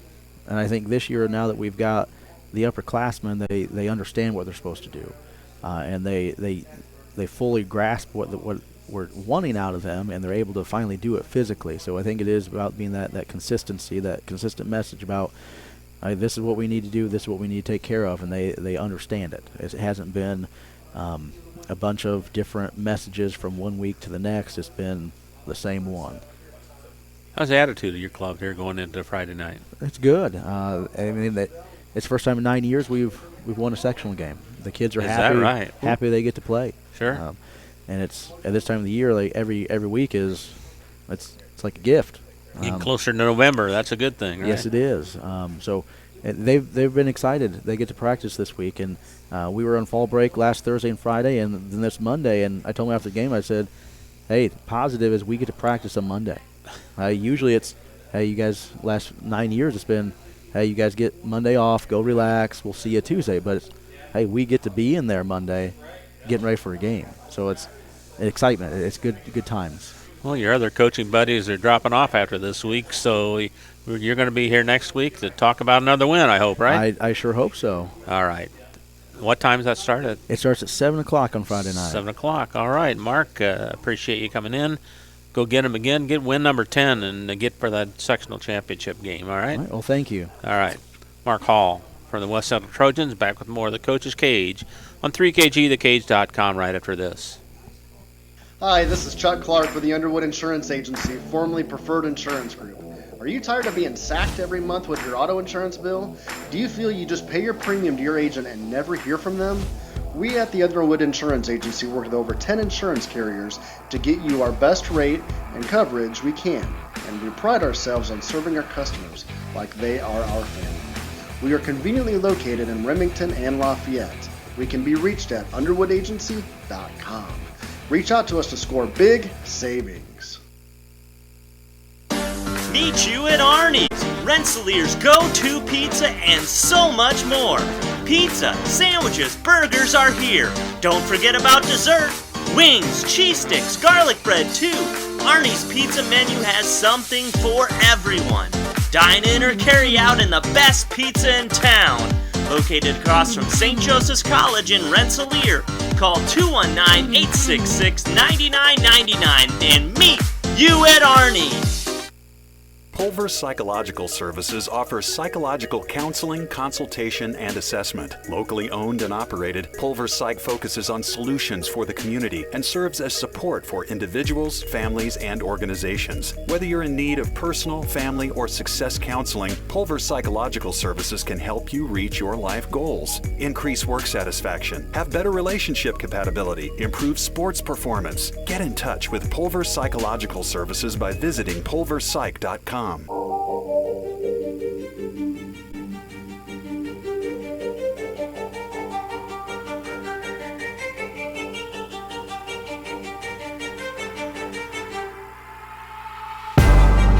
You know who's up next when you see the Bengals shirt on here. It's got to be Kirk Kennedy from the Kankakee Valley Cougars. You got one of those different ones every week on. This is old school. You guys remember? Oh, absolutely. This is old school. The one bar. Yeah, they went to the Tiger Stripes in '82. That's right. Yep. And I remember this is Kenny Anderson. Oh, this is man. Virgil Carter. This is back in the day. You're showing your age. For sure. So, well, it didn't end well for the Cougars last week. Let's run over the game against New Prairie before we start talking about the whole season. Well, you know, we knew that going up there, you know, New Prairie's got a quality program, and we knew we were up against it, you know. But, I mean, all that same message we've been, you know, teaching and preaching all year, that's all external. Nothing we can do about that. We can't control it. So, you know, we can control our preparation, our attitude, and our effort and things like that. And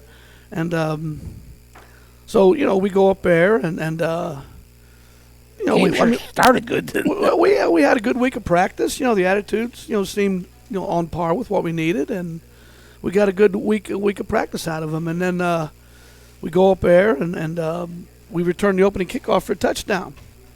You know, and that kind of ignited us, and we got excited for a little while, and I'm sure it stunned them.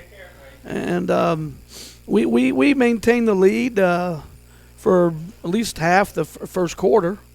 And, you know, our defense went out there. And we were pretty stout. You know, made them drive the ball on us. Didn't give up big plays. Made them drive the ball on us and earn what they got. But they did drive the ball and eventually scored. You know, so it was we missed our extra point. I didn't say that, but so it was 7-6. You know, they were in the lead, but you know, our kids fought hard. Our kids did everything we asked of them. Halftime score was 21-6, and then, you know, it came out of halftime, third quarter. They scored. I remember looking at the game clock. There was 9 minutes on the clock. They'd already scored twice in the third quarter, so things kind of, you know, unraveled from there. But running clock later in the game, and final score was 47-6. So, you know, things kind of got away from us. But, you know, you look at our effort, and you know, it was there. You know, every once in a while you just come across somebody better, and that night they were better than us. Talk about your season. You were 4-5. Your thoughts on the entire season? Well, we had some success and we had some disappointments. You know, we were 4-1 at one point, and heading into we knew, you know, the meat and potatoes of our schedule with Lowell, Hobart, and Durand, and you know, the thought was, you know, maybe at least try to get one of those and, you know, be competitive, be tough, you know, play well in those games. But realistically, you know, we're not going to win all three of them. So just try to do the best we can. And I thought we did a decent job at Lowell. You know, the score was relatively close. we scored late to make it a little bit more respectable than it actually was. But Lowell right now, where their program's at, they were just better than us. And that's no shot on our kids. We went up there and fought hard and did some things. Our Achilles heel all year was, the essence of football, blocking and tackling. That was our Achilles heel all year. In the offensive line, we were just a little too high, and adjusting to, our schemes, running the I formation. That's a process, but we got to be more aggressive, more physical, in both the offensive and defensive line, and that, we got better as the year went on, but not quite where we need to be. So, that continues to be a struggle. It's just something we'll work on in the off season and hopefully come out better next year. Coach, is that something that's got to be more ingrained in the athletes, mindset and whatnot, as opposed to something that you could teach in 1 year, one summer? Well, it's a way of doing things. It's a philosophy, and it's very different from most football philosophies nowadays. They play higher and play with their hands, and a lot of zone blocking and things like that we don't teach or we don't believe in. And if you think about it, when you're pass blocking, you're more vertical, you're more upright, you make contact with your hands mostly, and to be an effective pass blocker, it's body positioning, it's balance, moving your feet, but it's basically a stalemate. I remember, going back into even college when I would listen to our coach talk, and pass blocking, you need to gain a stalemate, whereas in run blocking, you need to physically whip somebody, and then that was a big difference. So when you transition from those two mindsets, those two skill sets, it is a difference. So going from being primarily pass blockers to primarily run blockers, and when I say primarily, I'm talking about the way you run block when you're running the I formation. Your pad level's lower. You're not looking to crease somebody, like split them, and you're looking to get movement and basically blow them out of there. Sure. And that's a different philosophy from other types of running offenses, because they're more or less looking for creases. Whereas we're looking, we're going to run right here, and we might be down blocking and kicking out. We might be double teaming, trapping, whatever we're doing. But ISO up to the linebacker. But we're trying to hammer a certain part of the line and run the ball up through there. Whereas, a zone scheme, you might say inside zone to the right or outside zone to the left, and you're basically just walling people off and looking for a crease and running the ball into an area, and the line and the running back's making a cut. So it's a lot different, and each year our freshmen had a lot of success doing it.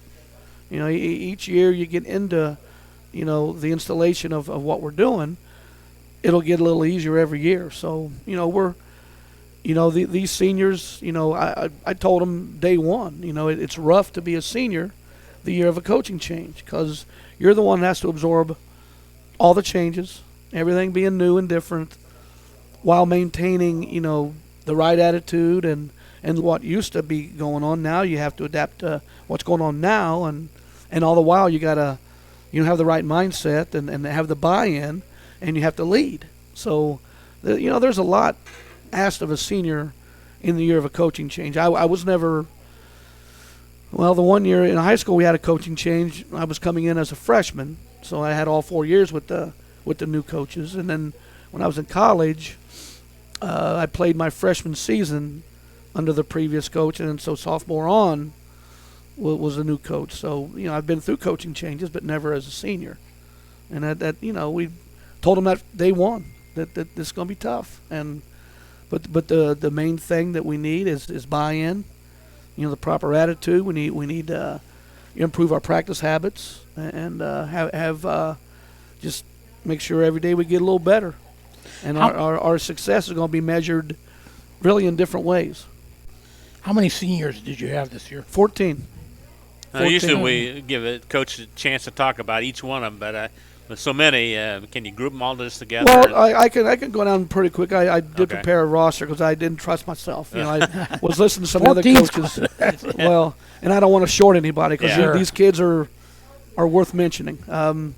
Loudon Fugit played receiver, defensive back, one of our exciting kick returners.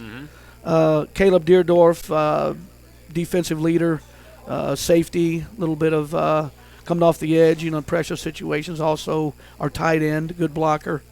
Even played a little running back for us, and obviously special teams. All these guys played special teams. I'm going to talk about. Remind me to talk about that later. Max Griffey, fullback, linebacker, tough kid. Andrew Parker. Andrew, I got a lot of respect and admiration for this kid. He was our backup quarterback, and as a senior, was never an attitude problem. Did everything we asked him to do. We got him in the game a lot early on, and later on in the season he kind of watched a lot. But you know what?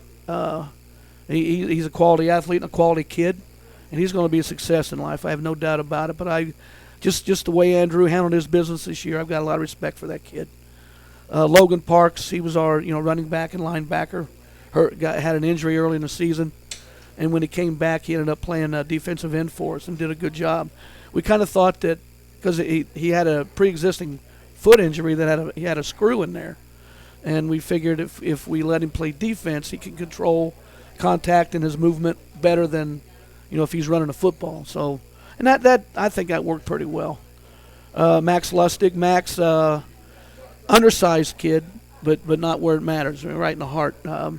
Coach Stewart played him a lot at defensive tackle, just being a disruptor, blowing gaps.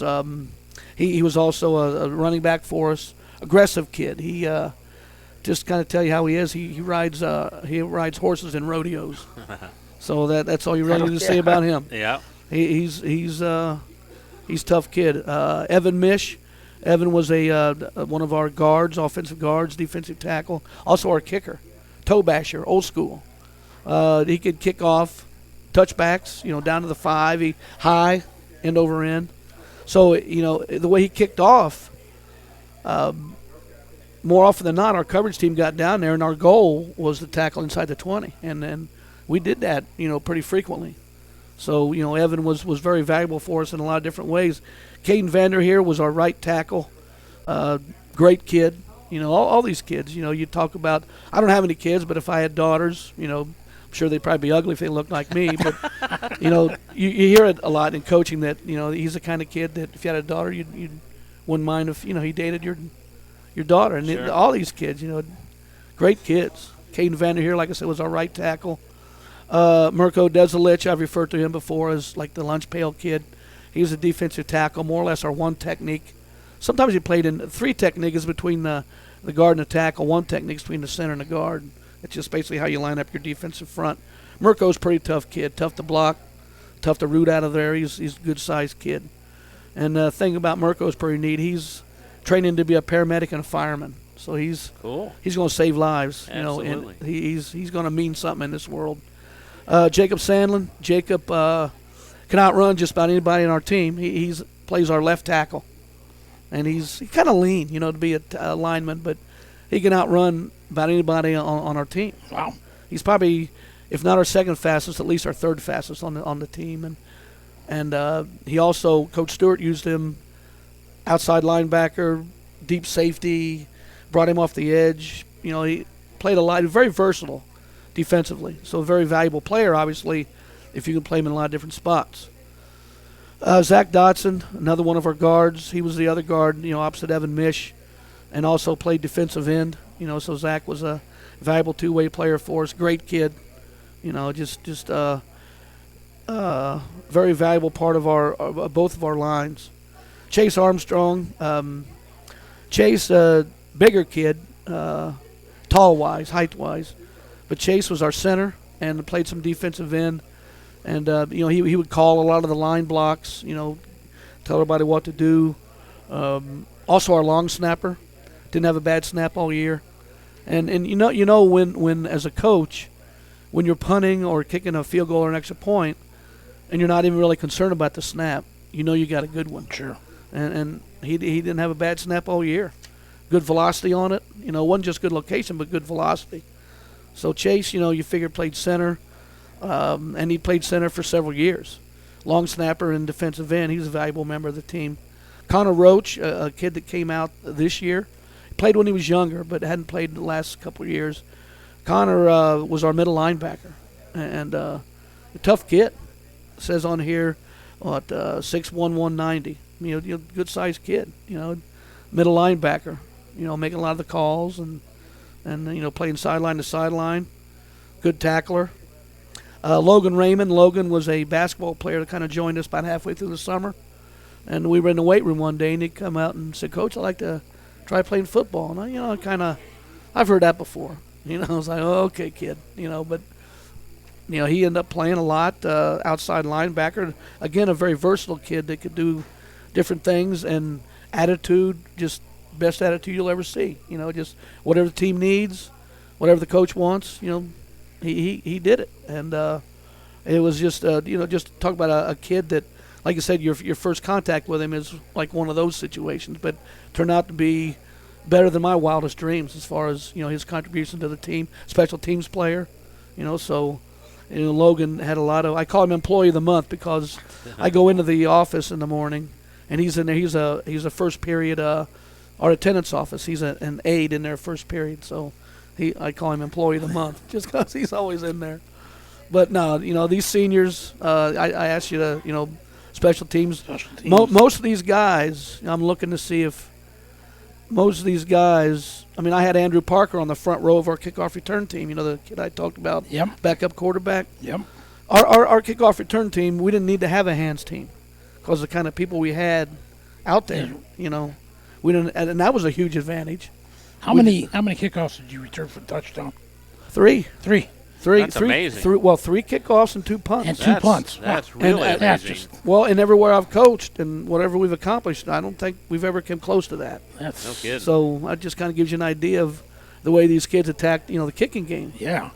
But I'm looking, again, still looking. Well, Logan, when he got his injury, he wasn't on many of them. Lustig was on special teams. Mish was, like I said, was our kicker.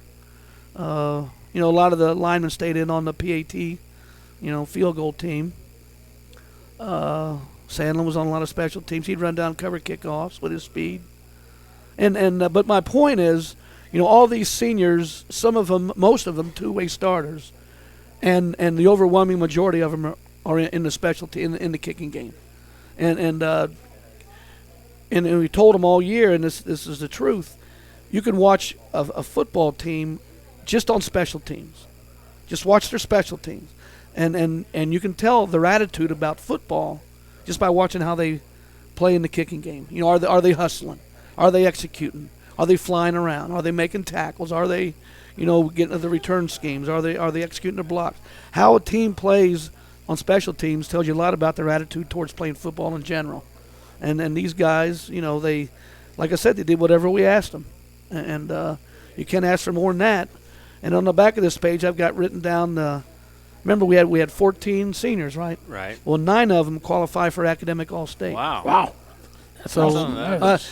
I don't know what 9 out of 14 is percentage-wise. It's about 2/3. Yeah. Pretty darn good. Yeah. So I think is good.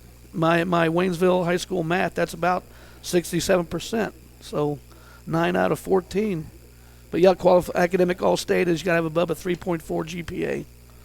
So there used to be a SAT element to it, but they took that off. But still, 9 out of 14 qualify for academic All-State, so that's awesome. About the future of KV football, where are we at? Well, our freshman team was undefeated. They tied Maryville, to be fair, but undefeated freshman team. JV was 6-3.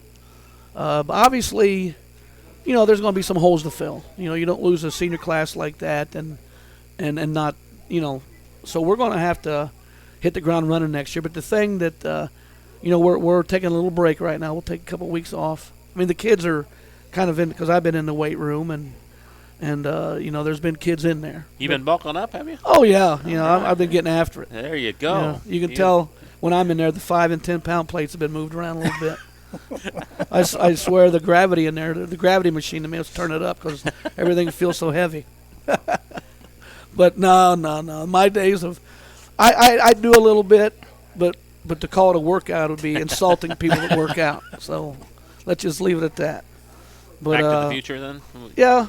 The key is we're going to get back into the weight room here in early November, building for next year. And the message that we'll send from day one, we're going to have a meeting, to set all up before we even do it. And in that meeting, last year's over. What's behind us is behind. Don't work for that role. You're working for next year's role. You guys that played JV, you guys that played freshman, you guys that were backups, whatever your role was last year, forget about that. That's over. We need to work for next year's role. And because, those guys, those seniors, those 14 seniors that did the majority, because we had 3 sophomores, that played varsity, and we had a few juniors. So, talk about returning starters, just looking at it from that standpoint, we're going to be pretty lean.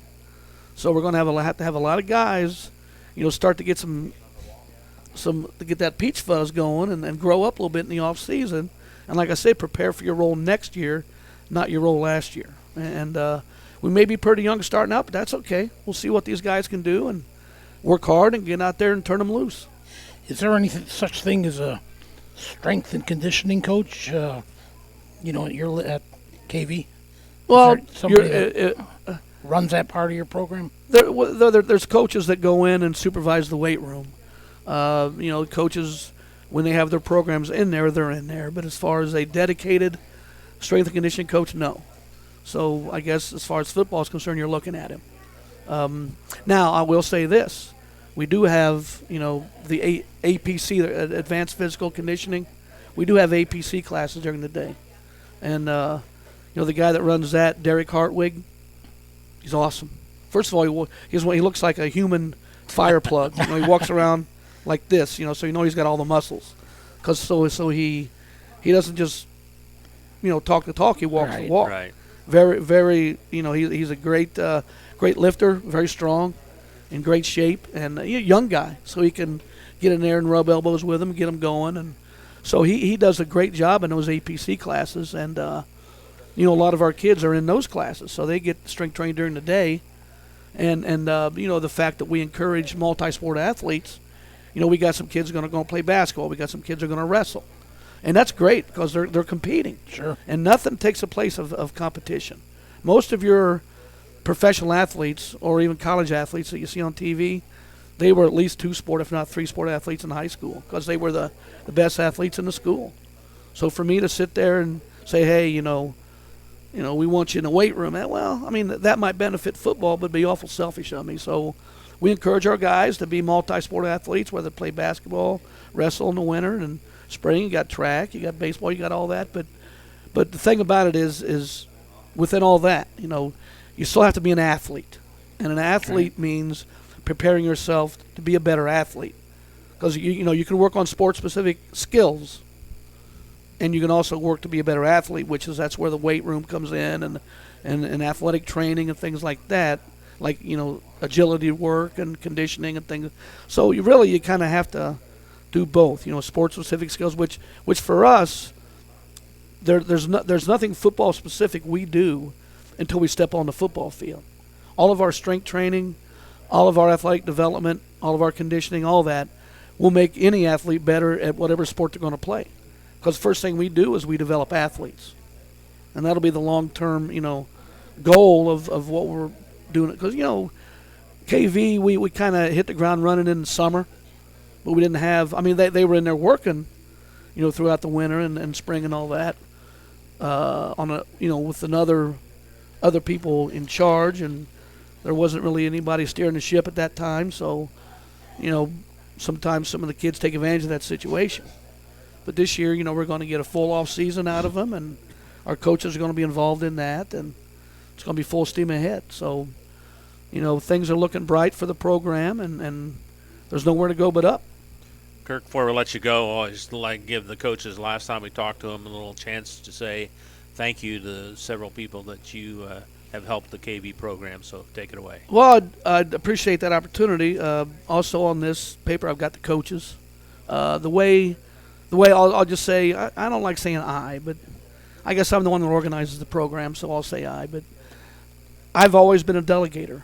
If you're familiar with Brad Stewart and the work he's done, and certainly, when I was at Lowell's, Jim Carlson running the offense, and here at KV, it's the same thing. I've got Brad Stewart running the running the defense. Bob Ragg, a former player of ours over at Lowell, running the offense, and got great coaches. Cody Scott coaches our DBs.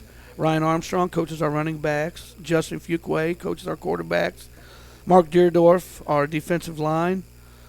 Nick Penn, wide receivers. He also coaches the freshmen. Brian DeSomer, a former linebacker of ours over at Lowell. He helps Coach Stewart with the linebackers.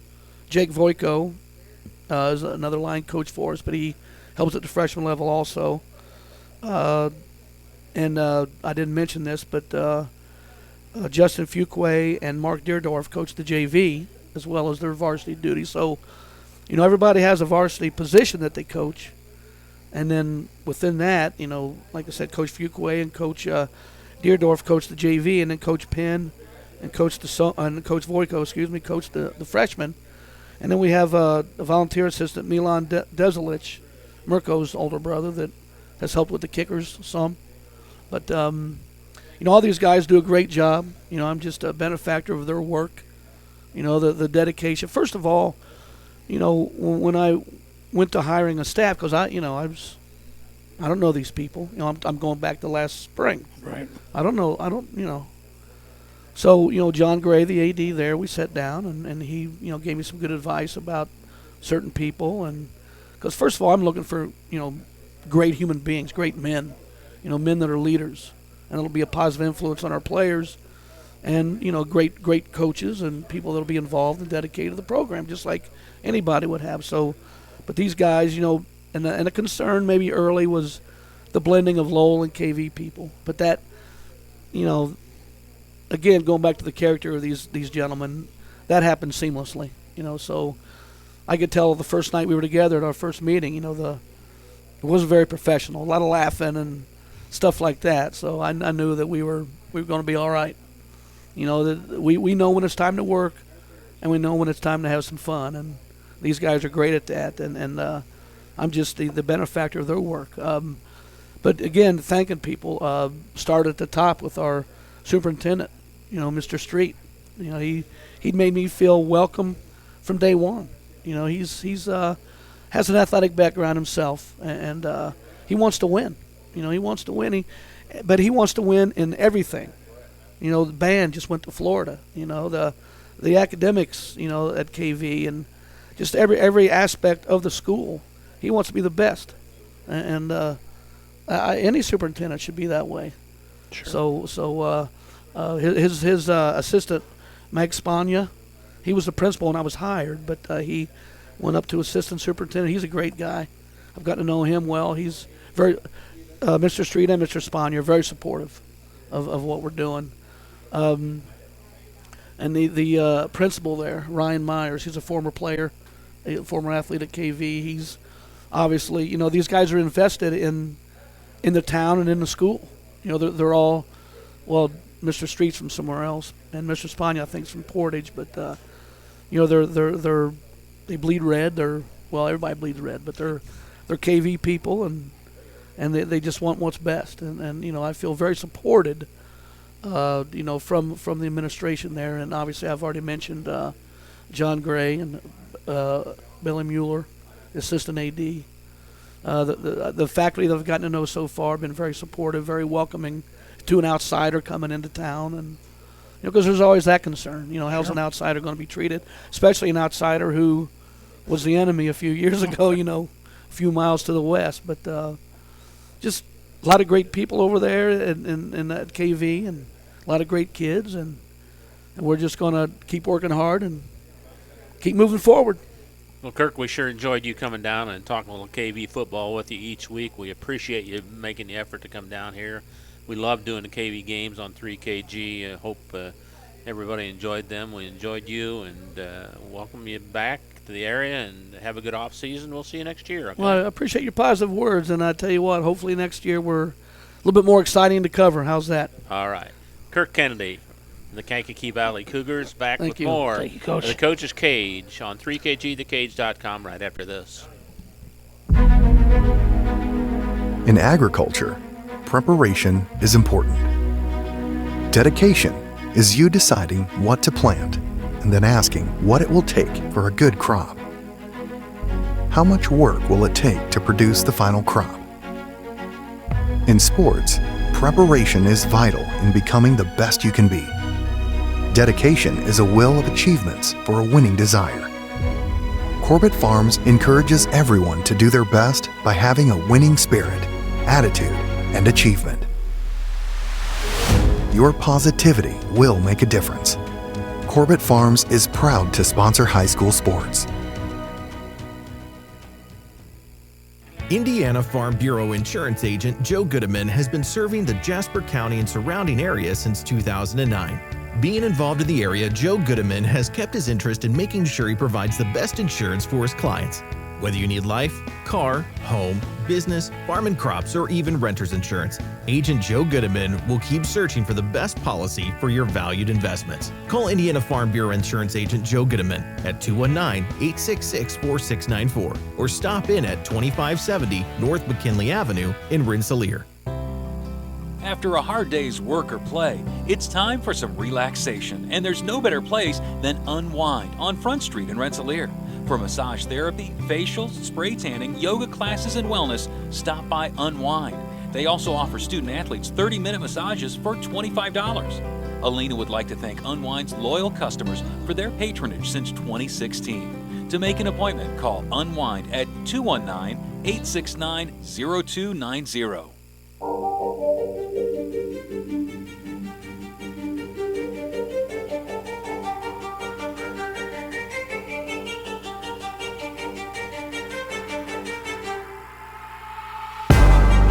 Bob Kurtz, Bill Kay, and Scotty Miller back. One last coach here to wrap things up with the high school football season at the Rensselaer Central Bomber coach Chris Meeks. And Chris, not how things wanted against Hanover Central last week. Tell us about that game. Yeah, going into the game, we knew that they were a very good football team. They were undefeated. Watched them on film. They are very big up front, very physical. Their defense plays very fast. They played downhill, attacked the line of scrimmage. Offensively, they've got playmakers. So, I mean, rightfully so, they were undefeated. And not only that, they had the #1 defense in the entire state, scoring defense at like 3 points per game. So we knew we had our hands full, but, I thought our preparation was very good. I thought the kids bought into the fact that we felt like we could compete with them. We had a great week of practice. The kids were energized. You never know how it's going to play out with fall break, because it kind of takes you out of the normal routine. But, I thought our kids did a great job. We came out in the first half and, really did a nice job. Our defense dug in, got a turnover, and, they ended up scoring first on a long pass, probably a 40-yard pass to go up 7-0. And then our defense did a great job, got us the ball in decent field position. We went on a very nice, I think it was 65, 70-yard drive, and ended up scoring to tie it 7-7. And then it was just it was a game of field position. The kind of game that we thought we had to play to win, because we felt like points would be at a premium. We felt like we could defend them, and we were doing a great job defending them. And, they were doing a great job defending us. We ended up scoring a field goal with probably 2 minutes to go before halftime, and we were up 10-7 in that game at halftime. We felt good about ourselves. We felt like, again, we were doing the things that we needed to do. If we couldn't move the ball, let's flip the field, put them in bad field position and let our defense do the thing. We come out to start the second half. It was a strong win that night out of the South. It was their choice. They had to make a decision if they wanted to win in the third or fourth quarter. They ended up taking it in the third quarter. Smart move on their part. And they had a kicker that could put it in the end zone every time. So he kicks it into the end zone. We start at the 20-yard line. And unfortunately, as well as we played in that first half, the third play, we end up fumbling the ball. They jump on it inside our 20. They ended up kicking a field goal to make it 10-10. And it just seemed like after that they had the momentum on their side. We couldn't get out of our end of that field when we would have to punt. We were punting into the strong headwind, and they were always having good field position, short field, putting our defense in bad situations. And, it was tough. hats off to them. They won the game. They're a good team. But we were very proud of the way our kids played. Again, we've talked about it all year. We had 2 seniors starting on each side of the ball, a lot of underclassmen playing, and I really liked the way our kids came to battle that night. Talk about your season, 5-5. Yeah, we went 5-5. You look at it and you think, not a real wow record, but when you break it down and look at it, our 5 losses were to 10-0 Hanover Central, 10-0 West Lafayette, 8-2 Hamilton Heights. All those teams are still playing. Actually, all 5 teams are still playing. 7-3 Lafayette Central Catholic, and 6-3 Lewis Cass. So between those 5 teams, you got a 41-8 record. You look at strength of schedule, the Sagarin rankings. Our schedule is like 120 in the state out of 320. So we play a very tough schedule. Were there some games in there that we thought we could have done better? Absolutely. We went through some growing pains, and we talked about that from the beginning, that we would go through that. But there were also a lot of positives too, and we saw a lot of kids, grow, and eventually those 15, 16-year-old kids are going to get a little older, but even more importantly, they got to get bigger and stronger, and that's something we're really going to emphasize. We have 1 year to get that done. It's easy to sit back and say, well, you know what, next year we're a year older and we're going to be better and all that. No. It has to happen in the weight room. And again, all these coaches that were here tonight will tell you that. And I'm sure Coach Kennedy was talking about that when he was over here a little bit ago. We will stress and push the weight room, and it's got to be productive weight room work. And if we do that, we feel like we have the potential to do some very good things at Rensselaer. Let's talk about your seniors, how many you have, and tell us a little bit about each of them. All right. We have 10 seniors. We have 7 senior football players. Okay. And then we have 3 managers. All right. Let me start with our managers first, ladies first. So we have 3 senior managers: Kayla Carter, Harley Shanley, and Lindy Ventrello. And all 3 of them are responsible for, basically keeping us organized, making sure our uniforms and everything are properly taken care of, equipment's where it needs to be. So basically they're our organization, and they do a nice job. So, they'll be sorely missed, but very important part of our program. And then we had 7 senior football players. Logan Kuiper. Logan played tight end and defensive back for us, and, has been a Bomber football player, since middle school, and really did some nice things for us. Played some 7-on-7 in the spring, and really developed his game. So he'll be sorely missed. Avery Reyes. Avery was a young man that, perfectly honest, in June, we weren't sure where he was going to play. We didn't have him penciled in on offense. We didn't have him penciled in on defense. But you know what? We give kids every opportunity to prove themselves in the summer and through our practice sessions, and he did. He found his way at times on offense, at running back. He definitely found his way on defense, whether it was linebacker or defensive back. And then I think you guys will remember the West Lafayette game where he busted for a 90-yard kickoff return for a touchdown. So Avery Reyes, again, he's another one that will be sorely missed. Elias McAdow, very much improved from last year, and that started with the weight room. He got into the weight room, spent a lot of time in there, got bigger, got stronger, built some confidence. And he's a kid that played wingback for us. He played outside backer and also played some defensive back. So he did a great job for us. Trent Simmons was a young man that played offensive line, defensive line for us last year. Returning starter both ways. Came back this year. Also played offensive line and defensive line, but also played some linebacker as well. Jordan Cree. Jordan took his game to another level this year. And if you were at any Rensselaer games, you saw 52. Jordan, again, got into the weight room. He got a lot stronger, got bigger. Took his playing weight probably from 210 last year up to between 240, 250. He packed a big punch.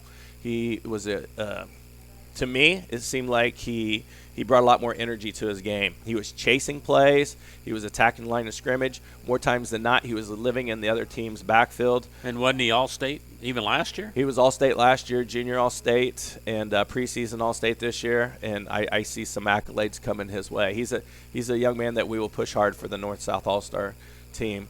But really played well. And he one of the advantages of playing in Hoosier Conference, you play West Lafayette, Central Catholic. You've got Purdue connections down there.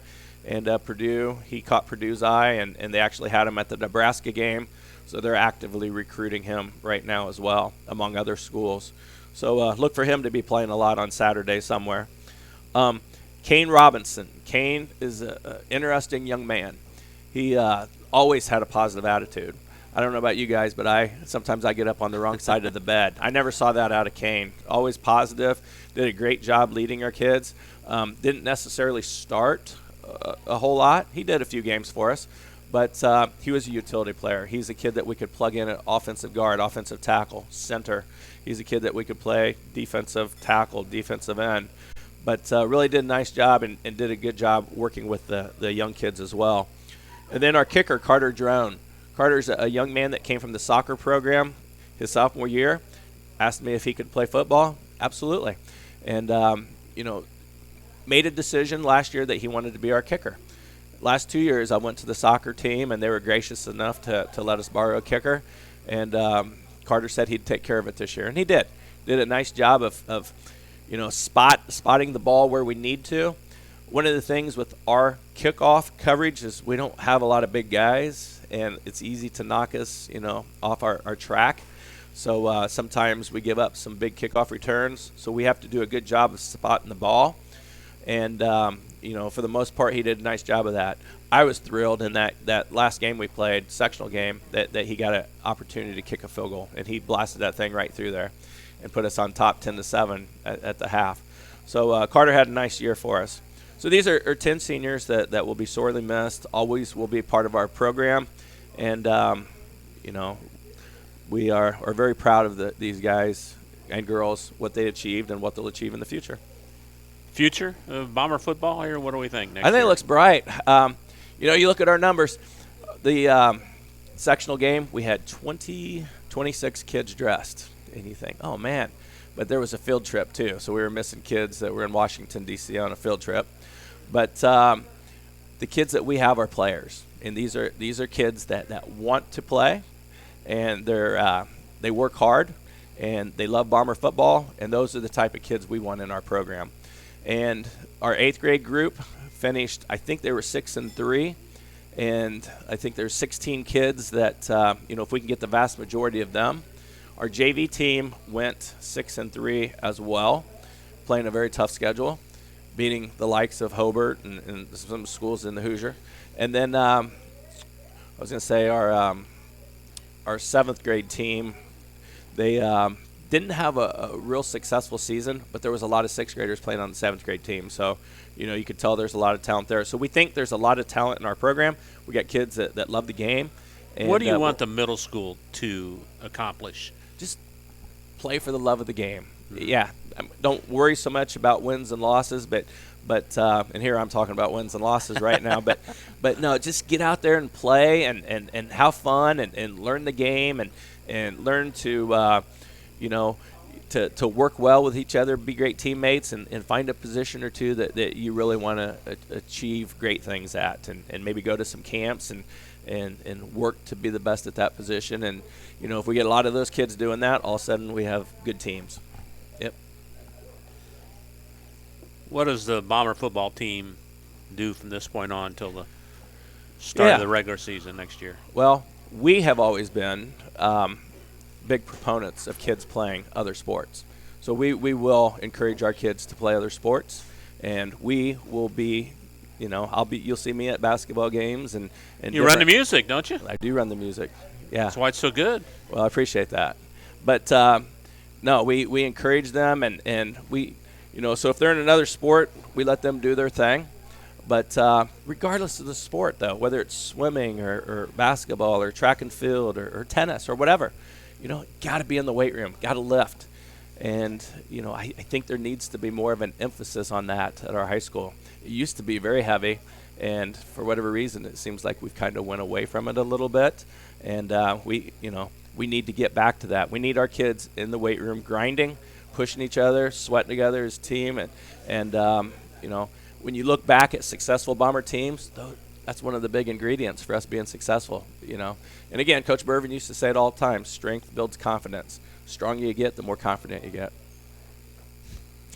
So, get back to your question, we will be in the weight room very soon. Coach Stevens will have a group of them working out after school, and I've already had, to credit of our kids, several of them asking me if we can come in before school, and we'll be in before school. So we'll have kids working out before school, kids working out after school, and if we get enough of them, hopefully we get a big, strong team for next year. I just remember when you talk Coach Bervin. I used to play basketball. Him and Rich Stepnage played me and some other guy 2-on-2 all the time. They would just beat the crap out of us, back us down and elbow us and everything, and then just shoot layups. I always have special fond memories of playing 2-on-2 basketball with Bervin and those guys. Luckily, I didn't see you in your shorts. Yeah, but no I'd kidding. see some of those guys in their shorts back in the day. Yeah. And those things were hiked up pretty high back in the day. But Ron Probst and some of those other. Yeah. But, got fond memories of those days. Absolutely. Well, do you decompress a little bit, or how do you do it? You've been around the block more than once. What do you do here in the off season now? Well, I will be at the basketball games, like you said, playing music. That's fun for me. It gives me an opportunity to see the boys and girls play basketball, and I like. I try to take a lesson from Russ Martin and some of the music that he plays on Sunday Night Oldies. Maybe not that old. Little Sticks, Foreigner, REO. Yeah, the music. That group, yeah. Yeah, we play some of that stuff and just try to make it a fun atmosphere. So I do that, and then I love spending time at home. So I'll be home with my wife, Lynn, and our dogs, and that's fun for me.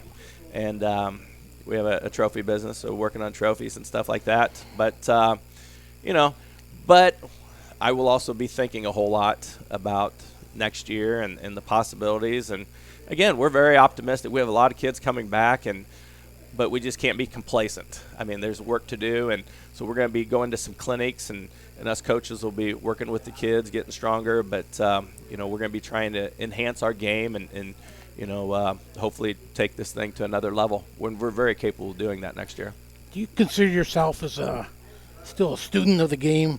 I remember, times you brought back offenses from when you did that football in a phone booth. You brought that from California, the West Coast somewhere. It's very interesting to see, how much of that is it just by chance, or do you put a, basic effort into, okay, I need to do this, or I need this kind of a scheme yet to fit in? Well, we go to a lot of clinics, and we've been actually all over. We've been to Pittsburgh, we've been to Nashville, we've been a lot of time in Chicago and Indianapolis and stuff. And specifically on that offense, we were sitting in listening to Tim Murphy from Clovis East High School in California, and we sat in on 3 sessions, and he was talking about the different things that he does with that offense, and he was a great teacher. And, we were just talking, and gosh darn, we could see us doing that. We feel like we have the perfect personnel and all that. So so we bought the tapes and watched the tapes and all that, and then we thought, you know what, let's take this to another level. We contacted Coach Murphy and paid a fee for him to come out, and he spent the weekend with us and our team, and we put this whole thing in the summer. So specifically for that team that you had? For 2014. And it's kind of funny because when we were playing the state game, of course, we're kind of oblivious to everything that's going on outside the state game. Found out after the fact that Coach Murphy out in Clovis, California, had him and several of his teams sitting there in front of the computer watching this offense that he helped put in for us, taught it to us. But, a lot of schools do that. I mean, they'll find something that adjusts well to them. And, we'll work on finding some different wrinkles. But we think it works well for us. And, It's just, some teams run split back veer, some teams run shotgun spread. It seems like most people run shotgun spread. We feel like this offense suits us. Yeah. Before we let you go, thank yous. Yeah. Well, actually, I could sit here and talk thank yous for a long time, but you know what I'm going to do? I'm going to keep it short. No, it's not like you to keep it short. No. I've got my weight loss class here. Oh, okay. All right, so I'm going to start off with our players. We are so thankful for the players and managers that we have, for them to spend so much time with us and put their trust in us. And we love working with the kids, and that's why we do it. We don't do it for the money. Don't do it for anything else, but we enjoy working with kids, and we enjoy working with each other, us coaches too. So, thank you to the kids. Thank you to their parents. The parents are the ones that pay for the camps, that pay for the meals. Our kids are always treated very well with snack bags and all those type of things, and signs and messages and all that. So I don't know if you guys went through Rensselaer, but they had the windows all painted up for sectional week. That's our parents. So thank you to them. Love my coaches. I have a great group of coaches. I'll mention them real quick. Brian Zacher, who's been with me as defensive coordinator forever. Eric Nowlin, Matt Stevens, Austin Metzger, Wes Radke, Doug Hannon. These guys, have been a part of Bomber football for a long time, one way or the other. And it's a great group of guys. We work well together. And, again, our motive is in the right spot, and that's working with kids and making them better. We want to win football games and have a lot of success in football, but even more importantly, we want to create very good young men. And these guys are great dads, great coaches, and they do a great job. Our junior high coaches, Steve Phillips, Vince Urbano, Jack Zisi, Sean Carter, and Luke Branson, they've got the hardest job in the whole school corporation. I'm telling you that right now. I coached middle school football 3 years, and we're talking way back in the early 90s, and, boy, that's tough, And these guys do a great job of keeping things organized and teaching the fundamentals and keeping the passion there of football with those kids, or developing the passion even. And let me throw Arnie's in there real quick. What a gracious host. Absolutely. I don't know if you guys ever say it on here. I know you do. But great food. Oh. Okay. I've been on this diet since the beginning of football, and I've gained about 12 pounds. And I attribute it to this Arnie's, man. But how can you say no to pizza? So, thank you to Arnie's and the Graphs and all they do. And, again, such gracious hosts. But I want to compliment you guys. How long have you guys been doing this? 30 years. 30 years. One way or another, yeah. One way or another, yeah. One form or another. Yeah. And as we get older, we want to keep this thing rolling, but you guys do a tremendous job. And I will tell you, there's a whole lot of people that would love to go to Bomber football games or surrounding schools that can't go for health reasons or whatever. But, they're able to sit at home and listen to you guys or watch a telecast, and that's very meaningful. So thank you to you guys. And Scotty back there. But just very thankful for you guys. Well, we appreciate that. We don't give very many compliments, so we take everyone we get. So we enjoy doing it. Yeah. I mean, it's really a neat thing you guys do, and hopefully we keep it going for a good long time. So great job, gentlemen, and keep it rolling, and hope to visit with you guys again next year. Maybe we'll see you Thursday, huh? What's Thursday? Rensselaer girls home opener. Are you doing that game? We are, yeah. Yeah. I haven't been told by my boss yet if I'm doing that game yet, but if I am, I will see you guys. All right. Chris, it's always a pleasure talking with you, and have a good off season, okay? All right. Hey, thanks, guys. Thank you, Coach. Chris Meeks from the Rensselaer Thunder Bombers back to wrap things up on the Coach's Cage right after this. High-quality, personalized dental service is what they do at Hillcrest Dental. For over 40 years, generations have relied on Hillcrest Dental for beautiful, healthy smiles. Dr. John Ayler and Dr. Jack Drone look forward to seeing you for your next dental visit. For information or to set your appointment, call 219-866-7117. That's 219-866-7117. Or visit hillcrestdental.net. Hillcrest Dental is a proud sponsor of all high school athletics.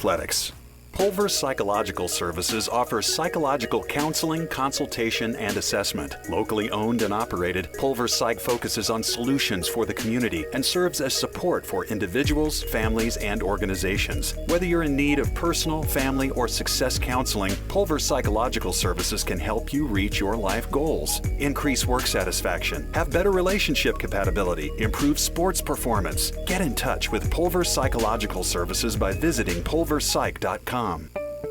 Working with our customers has been Kentland Bank's trademark for 87 years.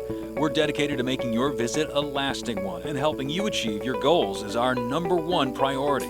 With 5 locations, Kentland Bank offers all loans needed for today's businesses and families, including car loans, mortgages, agriculture, and commercial loans. We're here to make your busy life less hectic by offering online and mobile banking, bill pay, and P2P payments. Member FDIC and equal housing lender.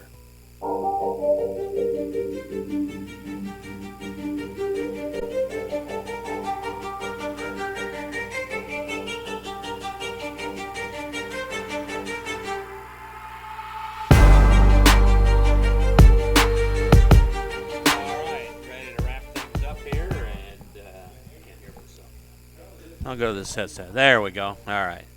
Well, Billy, we're transferring into basketball next week. Yeah, we sure we've are. got all the coaches, girls coaches, ready to come in for the first couple of weeks, and I've touched base with all of them except one, and I'm sure he'll be ready to come in. So we've got some new ones.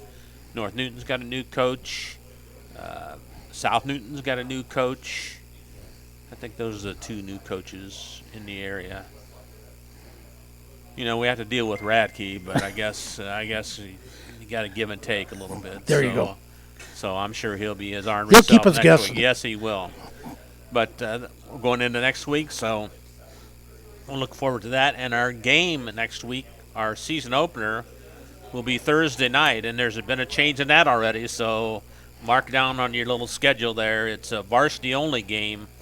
The Rensselaer Central season opener next Thursday at home against West Central will be a varsity-only game that starts at 6 o'clock Central Time. So we'll be on the air around 6:45 next Thursday. But before that, join Bill and I for the coaches show as we welcome in the girls basketball coaches, at least for a couple weeks before the boys season starts after that. So, Billy, we'll see you next Wednesday, okay? Looking forward to it, Bob. All right, that's going to do it from here. I'd like to thank all the sponsors for making the show possible, and Arnie's is always a great job here hosting the coaches. Scotty Miller, don't get anybody better than Scotty running the board, that's for sure. He takes care of everything, making sure we're sound good on the air. We appreciate Scotty very much. For my partners, Scotty Miller and Bill Kay, Bob Kurtz, from Arnie, so long, everybody.